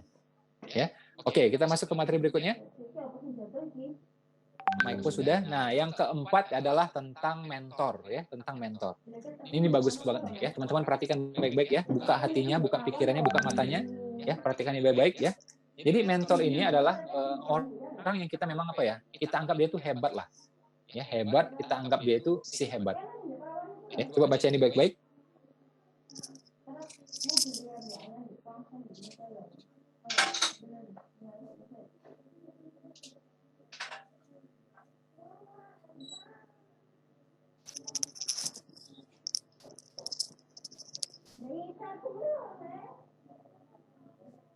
Ya, nah, perhatikan tuh ya. Jadi ternyata semua itu punya mentor. Ya, semua itu punya mentor. Soekarno itu punya mentor. Namanya siapa? Hoshokuro Aminoto. Ya, coba balik lagi ke saya, coba lihatin. Jadi Hoshokuro Aminoto ini dia mendidik banyak orang. Dia salah satu orang yang membesarkan Serikat Dagang Islam. Ya, Serikat Dagang Islam. Satu-satunya organisasi yang setara dengan Budi Utomo. Itulah Serikat Dagang Islam. Ya, dua orang yang membesarkan, Saman Hudi dan Hoshokro Aminoto. Nah, Hoshokro Aminoto ini mencetak banyak tokoh, banyak orang. Siapa? Ada Soekarno, ada Semaun, ada Kartosuwiryo, ya, ada Tan Malaka, ada Agus Salim. Ya. Nah, kadang-kadang orang ini pikirannya beda-beda. Mentor sama, ilmu sama. Oke, mentoring sama semua. Tapi Semaun akhirnya jadi agak kiri. Kartosuwiryo agak kanan. Ya, Tan Malaka, Soekarno, nasionalis. Agus Salim, nasionalis tapi agak religius. Nah, gitu. Ya, itu cetakan semua dari Hoshokro Aminoto. Makanya Soekarno kan lama tuh tinggal di rumahnya Hoshokro Aminoto. Ya, sampai akhirnya Hoshokro Aminoto menjodohkan ya seseorang untuk Soekarno. Jadi Soekarno saja punya mentor. Nabi Muhammad punya mentor siapa? Pamannya. Ya, mentor bisnisnya siapa? Pamannya, istrinya. Mentor agamanya siapa? Jibril. Imam Syafi'i, mentornya banyak banget. Di Palestina dia punya guru-guru ulama-ulama. Pindah ke Madinah, belajar sama siapa? Imam Malik. Ya. Jadi ini lucu nih ceritanya ya. Jadi Imam Syafi'i itu dia pengagum ulama-ulama miskin. Jadi kalau ulama miskin itu dia senang. Dia menganggap ini orang ini zuhud ya dan bebas hisab.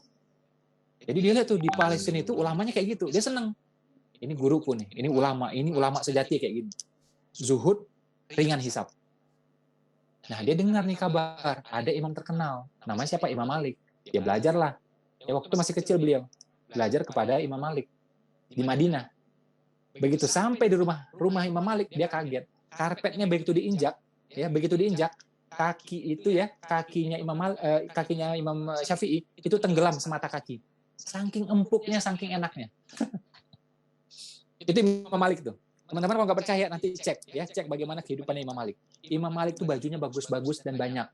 Trompah tuh kayak sandal gitu ya. Itu juga bagus-bagus dan banyak. Kursinya tinggi. Sementara ulama-ulama di Palestina itu kursinya rendah-rendah semua, setara sama murid. Begitu sampai di Madinah, Imam Malik kursinya tinggi. Beda sendiri. Ya. Bajunya bagus-bagus.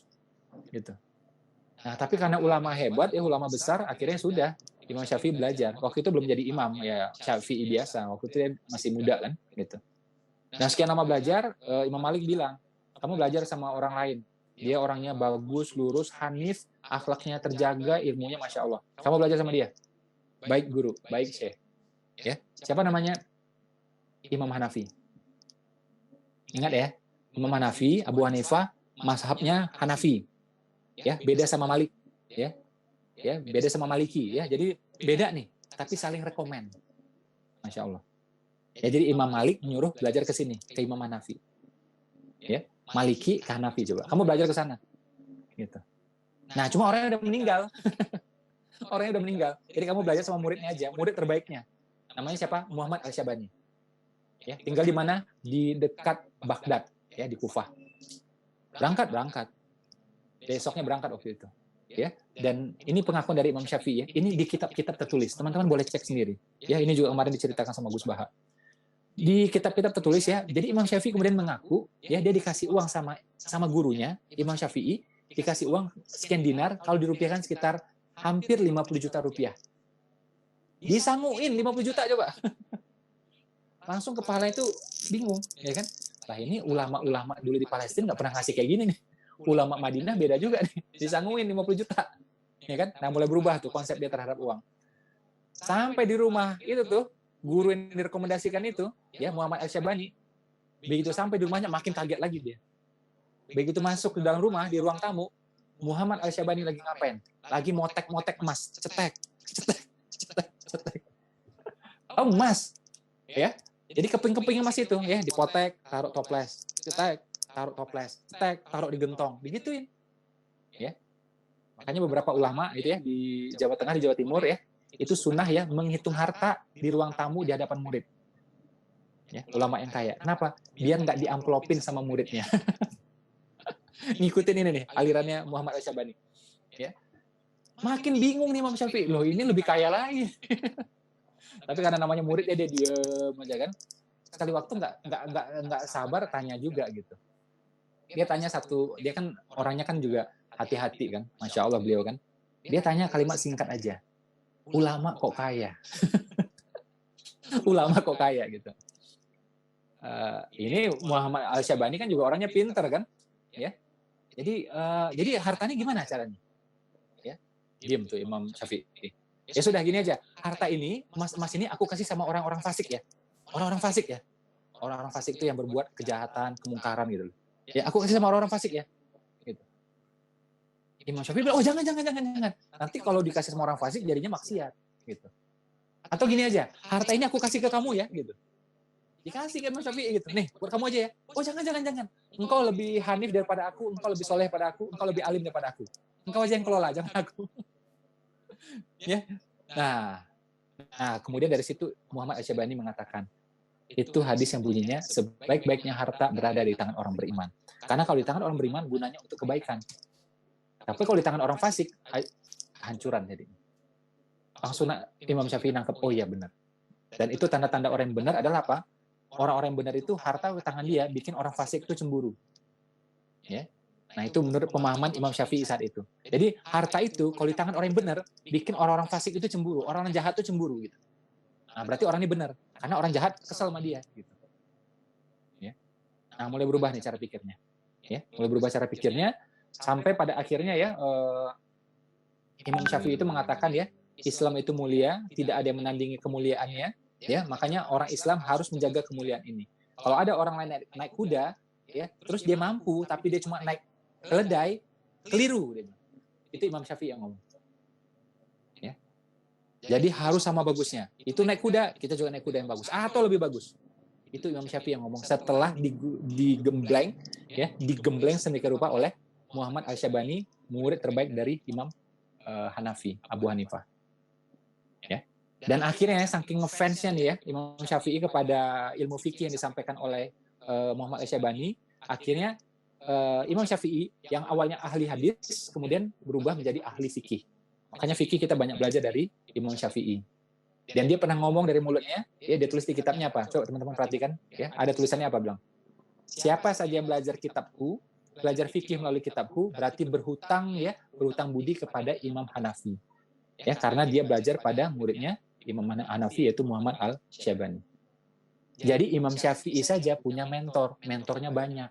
Ya, dari Palestina beliau pindah ke Madinah, pindah ke Baghdad, ke Kufah, ke daerah Irak sana. Terus beliau pindah lagi ke Mesir, meninggalnya di Mesir. Beliau. Makanya pendapat beliau itu ya, perhatikan baik-baik, itu sering berubah. Ya, karena menyesuaikan ya masyarakat. Jadi waktu di Madinah pendapatnya ketat, tapi coba perhatikannya pendapat beliau ya di Mesir itu agak longgar. Makanya ada kitabnya itu dibilang apa Syafi'i lama, Syafi'i baru. Emang beda gitu. Karena begitu lihat kejadian berbeda, ininya berbeda. Ternyata orang sehebat ini, Imam Syafi'i pun ya, itu punya mentor, punya guru. Ya. Teman-teman yang belajar ilmu bisnis ya, biasanya suka dengan Robert Kiyosaki. Ya, saya alhamdulillah 2 kali ketemu Robert Kiyosaki. Robert Kiyosaki pun punya mentor, ya kan?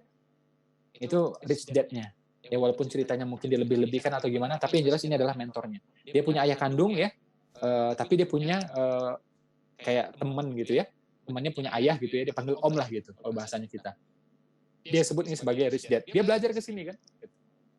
Jadi mentor itu percepatan. Ya. Coba perhatikan baik-baik di sini ya. Siapa yang pernah pergi ke Wonosobo? Coba angkat tangan. Wonosobo. Dieng. Coba angkat tangan yang pernah. Ciamis. Coba yang pernah ke Ciamis. Yang pernah ke Tretes atau Pandaan, Jawa Timur. Ada? Nah, bagi yang pernah, yo alhamdulillah. Tapi kalau kita nih ya, kita orang Jawa Barat, belum pernah ke Tretes, belum pernah ke Pandaan, itu pasti bingung. Terus gimana caranya biar nyampe? Cari-cari sendiri, yo capek, resiko, telat. Biar nyampe dan tepat, pakai mentor. Oh dalam perjalanan namanya siapa? Tour guide. Namanya siapa? Navigator. Kita pergi ke Wonosobo. Wonosobo indah. Tapi mana yang paling indah? Di mana itu Dieng? Dieng mana yang paling bagus? Cari-cari sendiri, capek, lama, bisa telat. Kalau pengen cepat, pengen tepat, pakai mentor.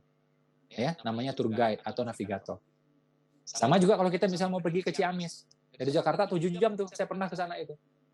Ya, Ciamis juga luas. Ya, kita mau cari apa di sana? Makanan kah, pesantren kah, atau apa? Nah, biar tepat dan cepat, ada tour guide-nya, ada navigatornya. Dalam berkendara, namanya navigator. Dalam berbisnis, namanya mentor. Ya, coba lihat gambar tadi yang soal mentor tadi, coba perhatikan baik-baik. Ya, itu ini bagus banget nih ya, perhatikan baik-baik. Ya, ini teman-teman paham ini saja ya, itu insya Allah percepatan. Jadi ada 3 cara ya, ini disampaikan oleh Jack Ma ya, disampaikan juga oleh Robert Kiyosaki, tapi saya ringkas gitu ya, intinya inilah gitu. Jadi ada si hebat ini yang kita pengen jadikan mentor, ya kita sebut si hebat. Gimana cara belajarnya kita? Pertama jadi muridnya, kedua jadi staffnya, ketiga jadi partnernya. Wah itu udah paling cepat udah. Ya, balik lagi ke saya. Ya. Jadi muridnya, jadi staffnya, atau jadi partnernya. Itu paling cepat sudah. Ya. Nah, ini teman-teman ya, coba perhatikan ya saudara-saudara kita, sahabat-sahabat kita yang Chinese. Ilmu ini dipakai sama dia. Dia orang Chinese, miskin, ya. Kalau agak lumayan, dia belajar sama bapaknya. Tapi kalau dia miskin, dia belajar sama pamannya yang sukses. Ya, atau siapa? Tetangganya yang sukses. Itu namanya mentoring. Sejak kecil dia lakukan. Bukankah itu sunnahnya Nabi? Terus kenapa muslimnya tidak melakukan? Ya. Nabi sejak kecil merantau. Orang-orang Chinese juga banyak seperti itu, kecil-kecil merantau. Terus kenapa yang umat Islam malah tidak merantau? Aneh kan? Ya. Nabi sejak kecil dagang, sejak usia 12 tahun. Teman-teman kita yang Chinese sejak kecil juga sama, dagang. Terus muslimnya kenapa tidak melakukan coba? Jadi banyak sunnah Nabi yang dilakukan oleh teman-teman kita, saudara-saudara kita yang Chinese, yang tidak kenal Islam sebenarnya. Gitu. Tapi mereka praktek. Mentoring, dagang, merantau. Yang katanya muslim, yang katanya pakai peci, ya nggak melakukan. Bingung kita kan? Nah, jangan heran rezekinya berpihak ke sana. Jangan heran percepatannya berpihak ke sana. Karena kita tidak menerapkan. Ya. Nah, jadi mentoring ini bagus banget. Dan nanti teman-teman tahu ya bagaimana adab terhadap guru dan semuanya kita akan tahu. Ya. Karena memang kita ya bermentor, belajar gitu. Oke, kita masuk ke slide terakhir. Ya. Mentor sudah. Oke, ya. Yang terakhir, tadi ada 4 ya, kita review sebentar. Yang pertama tadi apa? M yang pertama? Ada yang ingat? M yang pertama apa?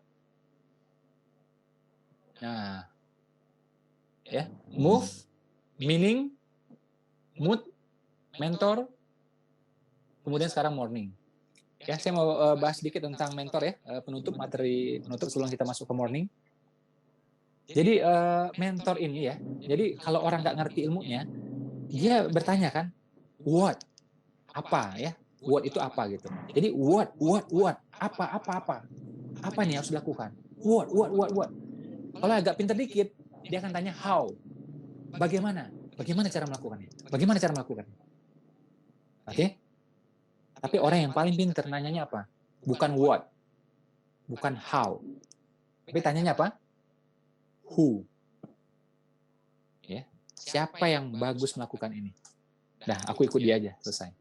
Kalau ketemu who-nya, akan dapat how-nya, akan dapat what-nya. Ya. Contoh sederhana, kita mau buka restoran bakso, rumah makan ya, atau kafe bakso gitu. Kalau kita latihan sendiri bikin bakso, sementara kita nggak punya pengalaman, mau berapa lama coba latihan bikin bakso? Andai kata jago sekalipun 6 bulan, orang lain sudah 20 tahun jualan bakso. Jadi bukan soal how di sini. Bagaimana cara bikin bakso? How. Gitu.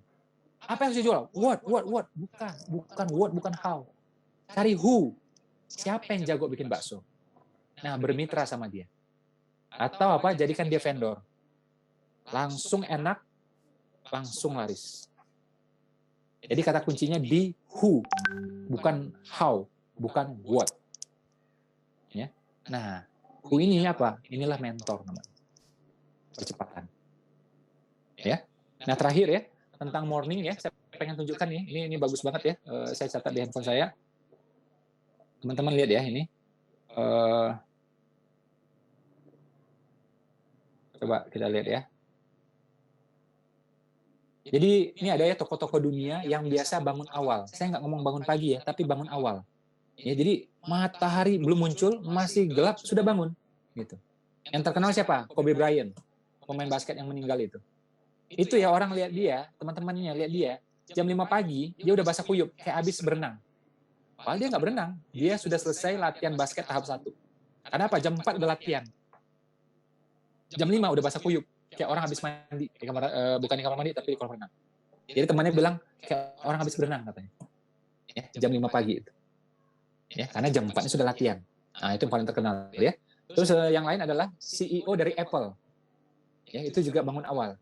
CEO dari Twitter, namanya Jack Dorsey. Terus CEO General Motors yang lama. General Motors adalah produsen mobil yang paling terkenal di dunia. Ya, General Motors. Ya. Chevrolet dari sana, ya. Mustang dari sana, ya, Corvette dari sana, ya. Mobil-mobil yang bawah sampai atas ada semua dia. Ya, kalau di Amerika terbesar. Ya. Itu CEO-nya yang lama, ya, yang sebelumnya, bukan yang lama ya, yang sebelumnya, yang baru ganti ini, ya, itu bangun awal juga. CEO Virgin Amerika, ya, namanya David Koch, ya, itu juga bangun awal. Pendiri Virgin, Richard Branson, saya juga alhamdulillah pernah ketemu dia, itu juga bangun awal. Dia mikirnya simpel aja, kalau aku bangun awal, jam 4 aku sudah bangun, aku curi start ketimbang orang rata-rata. Aku 3 jam atau 4 jam lebih awal ketimbang orang rata-rata. Jadi sehari aku untung 3 jam atau 4 jam. Ya. Nah, itu kata Richard Branson, ya. Michelle Obama, istri dari Barack Obama. Martha Stewart ini adalah womanpreneur ya di Amerika yang sangat terkenal, sangat berpengaruh. Ya, kalau di Indonesia itu even nggak ada tandingnya tuh nggak ada. Sangat terkenal ya, sangat berpengaruh. Namanya Martha Stewart. Saya kenal ya womanpreneur di Indonesia yang sangat hebat juga, namanya Ibu Nur, ya, yang punya Wardah. Itu juga sama, itu bangun awal. Dan pagi-pagi langsung beraktivitas. Beliau bilang sendiri ke saya. Ya, kita ada alhamdulillah berapa kali ya seminar bareng, acara bareng gitu.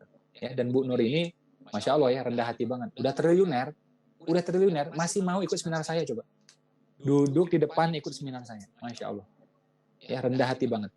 Ya. Itu beliau juga rutin bangun awal. Ya. Beliau kaya, ya kaya. Tapi ada sebenarnya lebih kaya lagi kan? Gitu. Ketika COVID terjadi, ketika pandemi terjadi, yang super kaya ini, itu uangnya sedikit keluar. Cuma 1 miliar, 2 miliar gitu. Bu Nur dengan Wardah keluaran berapa? 30 miliar lebih dia keluarkan. Ya. Beliau nggak masuk tuh dalam 20 terkaya. Nggak masuk tuh dalam 30 terkaya. Jadi ada yang lebih kaya lagi. Tapi yang lebih kaya ini uangnya nggak keluar. Gitu. Karena kita keluar ya cuma 1 miliar, 2 miliar gitu. Nggak ada yang keluar 1 triliun, nggak ada. Ya, beliau keluarkan 30 miliar. Itu seminggu ya, 2 minggu terjadi COVID waktu itu. Ya, Masya Allah, orangnya hebat banget.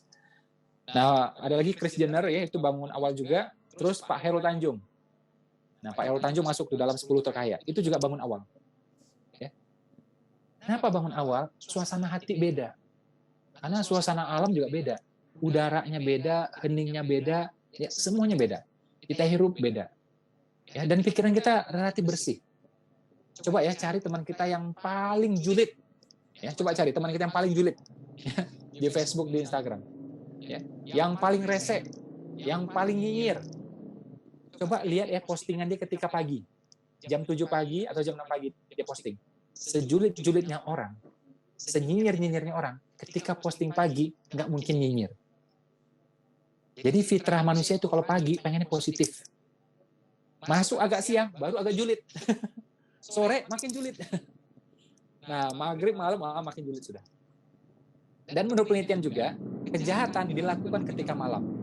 Dan kejahatan direncanakan juga ketika malam. Malam ini dia merencanakan, berapa malam kemudian dia melakukan. Nggak ada tuh ya ceritanya orang habis sholat subuh berjamaah, kemudian para penjahat berkumpul ya membahas tentang kejahatan. Nggak mungkin. Nggak mungkin itu. Kejahatan dirancang ketika malam. Dan Al-Quran udah kasih tahu ke kita. Al-Quran sudah ngasih tahu ke kita bahaya malam itu. Baca surah Al-Falaq itu seperti apa. Jadi kejahatan itu memang dirancang dan dilakukan rata-rata ketika malam. Coba nih, yang laki-laki ya. Nih, coba, yang laki-laki coba angkat tangannya. Laki-laki coba angkat tangannya. Yang merasa laki-laki. Ya, kalau nggak laki-laki ya udah nggak usah angkat tangan. Oke, yang laki-laki saya mau tanya nih. Pasti pernah bergadang kan? Saya juga dulu pernah. Nah, kalau lagi nongkrong nih sama teman-teman, ya, lagi bergadang, coba ingat-ingat lagi tuh. Biasanya tuh ya, makin larut malam, ngomong itu biasanya makin ngaco. Betul apa betul? Ngomong makin nggak benar. Kadang-kadang makin ngeres itu biasanya. Benar apa benar? Coba. Yang bilang benar coba ngangguk. Benar nggak? Iya. Sesoleh-solehnya orang tetap sama itu. Saya udah masuk macam-macam komunitas sama. Kalau udah malam, udah makin ngaco ngomongnya. Jadi itu fitrahnya manusia tuh kayak gitu. Makanya ada penelitian ya, ada orang tipe pagi, ada tipe malam. Yang cenderung positif adalah orang tipe pagi. Gitu. Ini lebih sehat, lebih positif, lebih panjang umur, lebih awet muda. Gitu. Masa iya Mas Ipo, penelitian kan bisa salah Mas Ipo. Oke, kita lihat Rasulullah. Kalau Anda Muslim, Anda lihat Rasulullah. Pernah baca sejarahnya, Nabi bergadang, pernah? Nabi main gitar itu malam-malam, jeng, jeng, pernah ada gitu? Atau Abu Bakar main kompang itu sampai malam, debutak, debutak, debutak. Pernah gitu ada Abu Bakar? Nggak ada. Atau Umar merokok sampai malam gitu-gitu, ngobrol sama teman-temannya ada? Nggak ada. Ya. Nabi itu setelah sholat Isya mengurangi percakapan dan tidak terima tamu lagi. Ya, kecuali untuk urusan darurat. Ya, tapi intinya nggak mau terima tamu lagi. Ya, ngomong sama istri dengan nada yang rendah, habis itu tidur udah. Makanya bisa bangun di awal-awal malam itu. Jadi prediksi saya Nabi itu tidur jam setengah 9 atau jam 9. Dan menurut penelitian ternyata tubuhnya melakukan detox jam berapa? Jam 9. Kalau kita bangun, dia nggak bisa detox. Tapi kalau kita tidur, nah sel itu bisa detox, bikin memperbaiki sel. Kok masih mau tahu? Ya kita jual suplemen soalnya, maka kita tahu. Kita belajar soal metabolisme semuanya. Ya. Agim juga pernah ngomong waktu itu. Jadi jam 9 itu tubuh mulai detox itu. Ya. Makanya kalau ada kerjaan, jangan bergadang. Sebisanya jangan bergadang. Kerjaan itu dibawa dulu ya, tidur malam dulu, nanti bangunnya lebih awal. Biasa bangun jam 4, bangun jam 3. Kerjain tuh tugas. Tapi rata-rata orang kayak gitu, banyak kerjaan akhirnya begadang, keliru, badan rusak jadinya. Makanya orang kalau begadang itu kan penelitian banyak ya menunjukkan ya, itu kesehatannya nggak bagus, cepat tua ya dan seterusnya. Mas Ipo, apa kaitannya sama rezeki? Lah ini saya lagi bahas rezeki nih, lagi bahas rezeki, lagi bahas duit. Duit nih duit nih, nah, $100 nih. Ini bahas duit nih, saya emang bahas apa lagi nih? Ini bukan penyuluhan, ini bahas duit, percepatan rezeki ini saya bahas. Kalau teman-teman itu bangun awal, bukan bangun subuh loh, bangun sebelum subuh. Anything you do, ya. Apapun yang kita lakukan pada waktu itu, sebelum subuh dan setelah subuh, itu adalah golden time. Apapun yang kita bikin di sini, insya Allah akan jadi sesuatu. Nulis-nulis, bikin artikel, kalkulasi bisnis. Oke? Makanya saya meeting sama mitra tuh ya, besok pagi itu jam 3 pagi. Ya, itu mitra-mitra kita Masya Allah, jago banget, hebat banget tuh. Meeting jam 3 kurang 10, ini Zoom udah penuh semuanya 1.000 orang. Ya, akhirnya yang lain ribuan nggak muat masuk ke YouTube streaming. Ya, every Monday, setiap Senin seperti itu. Bingung saya, militan banget mereka itu. Ya, nah jadi kalau awal itu dia udah curi start. Saya belajar lagi ilmu India, ya itu kalau orang bangun awal cakra mahkotanya bagus. Jadi dengan kesegaran udara, kesegaran dirinya, bangun awal itu kita lagi fresh-freshnya, bikin sesuatu jadi. Apapun. Bahkan bikin anak juga jadi itu biasanya. Itu. Bikin anak juga jadi itu. Ya, laki-laki biasanya itu prime time-nya bisa gitu biasanya. Biasanya ya. Kadang-kadang orang beda juga. Nah, jadi memang itu waktu yang istimewa, golden time. Gitu. Makanya setelah sholat subuh nggak boleh tidur. Secara kesehatan nggak baik. Ya. Kalau ngantuk juga tahan entar. Coba bayangkan ya, pemerintah lagi bagi-bagi sembako. Kira-kira orang ngantri nggak? Bagi-bagi sembako gratis, orang ngantri nggak kira-kira? Yang bilang ngantri, coba ngangguk. Ngantri nggak kira-kira? Ngantri. Sembako doang. Harga 200.000, 300.000, sembako doang. Pagi-pagi itu, Allah lagi bagi-bagi apa? Bagi-bagi rezeki dan keberkahan. Lagi bagi-bagi itu. Kita malah tidur. Wah, crazy itu. Crazy. Ya. Jangan tidur. Rebutan ikut ambil. Kenapa? Dengan beraktivitas, dengan bergerak. Ya, makanya Umar setelah sholat subuh dia pergi ke kebunnya ke Juruf, ya namanya Juruf. Ya, itu penuh keberkahan, penuh rezeki semuanya. Minimal orang kalau bangun pagi itu dia lebih sehat, lebih awet muda. Ya, baca penelitiannya banyak banget. Jadi kalau saya bangun biasanya 2:30, ibu saya 2:30 bangunnya. Sholat tahajud, sholat tasbih, ya, sholat macam-macam semua. Dan beliau udah mandi tuh, jam 3, jam 2:30 itu udah mandi. Kalau saya nggak mandi, saya bersih-bersih aja tapi mandinya ntar. Ya. Jadi di rumah saya tuh jam 3:30 itu udah beraktivitas semua udah itu. Ya. Nah, coba teman-teman biasakan kayak gini. Ya, jam 3 bangun, jam 3:30 bangun. Itu maling juga malas masuk ke ya, maling malas tuh karena jam operasionalnya pendek kan jadinya kan. Susah ini orang dimaling ini susah kayak gini. Ntar jangannya dia bangun ntar lagi gitu. Ya. Nah, jadi itu memang bagus banget. Lebih aman, lebih sehat, awet muda ya, lebih nyunah juga ya, lebih fresh, macam-macam semuanya. Dan kata Richard Branson yaitu, ini curi start. curi start, orang mulai aktif jam 8. Kita jam 4. Kita jam 4, lebih awal coba. Jadi untung 4 jam. Ya. Nah, kalau kantor lain jam 7 pun ya aku masih untung juga 3 jam, 4 jam masih untung. Ya.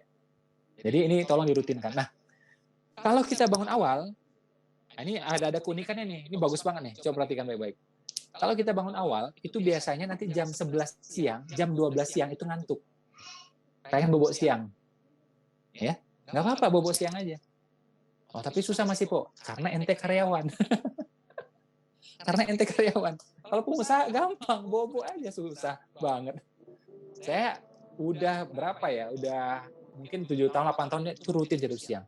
Apalagi sejak saya tahu Nabi tidur siang, dan budaya Jepang juga ya pada sebagian kelompok juga membudayakan tidur siang, ya.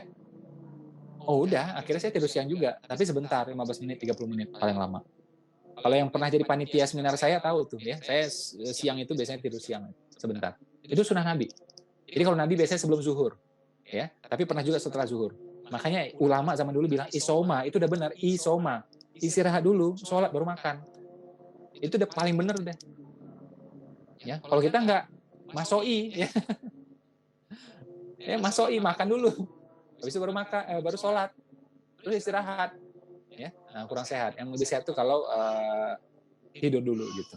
Tapi ya masih oke lah, ya masih karena tidurnya sebentar, ya, karena tidurnya sebentar, ya. Jadi tidur siang tuh nggak boleh lama-lama, 15 menit, ya masih maksimum 30 menit. Kalau 3 jam itu bukan tidur siang, itu namanya mati suri namanya. Ya. Tidur siang 3 jam mau apa namanya itu? Pingsan itu, perlu diinfus itu orang ya. Nggak sehat, ya nggak sehat. Apalagi berbentur dengan waktu asar nggak sehat. Ya. Jadi siklus ini benar nih, bangun awal, terus tidur siang, ya, terus nanti tidur malamnya awal juga, udah enak banget tuh siklus. Dulu saya tidurnya juga telat, istri saya juga telat, jam 12, jam 1 biasanya. Tapi begitu kita tahu ilmu ini, kita praktek sama-sama, kita berubah sama-sama. Geser dari jam 1, geser jam 10. 10 geser jam 9, 9 geser jam setengah 9. Makanya di rumah kita ini maksimum jam 9 tuh udah tidur semuanya udah biasanya. Ya. Kalau enggak ya biasanya saya lagi perjalanan, nah baru saya biasanya enggak tidur. Kadang lagi di kereta api ya atau di pesawat gitu ya. Nah itu baru saya yang enggak tidur. Tapi kalau selagi di rumah, insya Allah saya pasti udah tidur. Makanya ada pengajian-pengajian ya yang jam 9 malam, jam 10 malam saya nggak mau ikut udah, saya nggak kuat udah. Ngantuk biasanya udah. Ya. Ada orang bilang ke saya, "Mas Ipo aneh banget sih sama mitra-mitranya meeting jam 3 pagi." Saya bilang, "Ente lebih aneh, meeting jam 9 malam." Ya, selesai jam 10 malam, jam 11 baru tidur. Pernah nggak Nabi jam segitu? Nggak pernah. Ya. Nggak pernah. Jadi orang yang zaman sekarang ini nggak benar. Gitu. Meeting jam 9, meeting jam 10 malam. Ya. Kalau Jakarta itu lazim tuh kayak gitu. Makanya kafe-kafe pada penuh semua tuh. Bingung kita. Ya. Udah di daerah pusat gitu ya. Di daerah mal-mal gitu jam 10 malam masih macet coba itu. Baru mulai meeting mereka jam 9. Ya. Selesai jam 10. Ya. Pulang ke rumah tidur jam berapa? Jam 11 sudah. Nah, jadi ya pagi itu malah lebih baik. Teman-teman kalau belajar ya, itu banyak ya perguruan silat itu ya. Itu jam 3 pagi udah latihan. Berhentinya nanti pas azan subuh. Mereka sudah tahajud, latihan, berhentinya pas azan subuh. Pesantren juga banyak, jam 3 itu udah mulai. Ya. Ada yang pendidikan, ada yang olahraga, ya, ada yang tausiah gitu. Sebelum subuh. Ya kan? TV juga udah mulai tuh, biasanya juga kajian tuh jam 4 itu. Ya. Bahkan saya belajar tuh ada ilmu pernafasan apa ya, saya nggak bisa sebut namanya ya, karena nanti bisa jadi perdebatan juga gitu ya, karena dia caranya dia nggak mau ekspos soalnya. Jadi ada ilmu pernafasan ya, tenaga dalam seperti itu yang saya lihat waktu itu sama juga, dia manfaatkan udara pagi itu. Dia bilang udara pagi ini bagus banget gitu. Ya. Dan saya pelajari juga culture-nya India itu bikin cakra mahkota naik. Kalau cakra mahkota ini naik, itu kita ngomong ya akan lebih berwibawa. Ya. Dan ternyata itu juga ada pada ilmunya tahajud. Ya. Kalau tahajud, apa yang terjadi? Ucapan kita diberatkan sama Allah. Ya. Derajat kita dinaikkan, ucapan kita diberatkan. Kata siapa? Kata Al-Quran, bukan kata saya. Kata Al-Quran. Jadi kalau pengen ngomong didengerin orang, tahajud. Ya. Nah, inilah kekuatan pagi itu. Ya, pagi yang saya maksud di sini bukan jam 6 ya, tapi memang benar-benar pagi. Oh, tapi berat Pak, bangun pagi Pak. Bangun pagi aja berat, gimana mau bangun rumah tangga coba? Ya kan? Gimana mau bangun bisnis coba? Ini ujiannya, bangun pagi dulu. Ya kan? ini ada-ada aja gitu. Oke ya. Nah, kita udah selesai 5 ini. Yang pertama tadi move, kemudian mood ya, kemudian mentor, kemudian meaning ya, kemudian yang terakhir adalah morning. 5M ini teman-teman praktek, insya Allah percepatan. Saran saya jangan tunda ya, segerakan aja segala ilmu yang ada di sini, ilmu bisnisnya, ilmu bangunnya, semua diterapkan. Ada yang namanya itu prom. Kalau segera prakteknya, segera hasilnya. Ditunda, efeknya turun. Ya, jadi harus segera seketika, itu namanya prom. Oke, itu saja dari saya.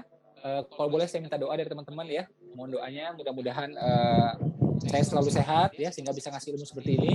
Dan mohon doanya juga biar ilmunya berkah ya, karena kalau berkah itu insya Allah efeknya kemana-mana. Sholat bisa khusyuk, doa bisa khusyuk, dan seterusnya. Anak-anak juga bisa diatur, anak-anak bisa menenteramkan ya, dan seterusnya. Itu saja. Assalamualaikum warahmatullahi wabarakatuh. Waalaikumsalam warahmatullahi wabarakatuh. Terima kasih banyak Mas Cipo Santosa. Buat teman-teman seperti yang disampaikan oleh Mas Cipo tadi, silakan langsung prompt ya, langsung segerakan, diamalkan ilmunya. Insya Allah teman-teman akan lebih cepat ya, namanya percepatan rezeki. Insya Allah rezeki yang lebih cepat nyampainya, lebih cepat diterimanya. Dan pastikan diaplikasikan 5M tadi ya. Insya Allah teman-teman ya kedepannya akan menjadi ya seorang pribadi yang jauh lebih baik lagi. Itu aja dari kami, mohon maaf atas segala kekurangan kepada Allah sampai kami manapun. Buat teman-teman, boleh kita ucapkan terima kasih ya kepada Mas Cipo Santosa ya. Terima kasih banyak. Assalamualaikum warahmatullahi wabarakatuh.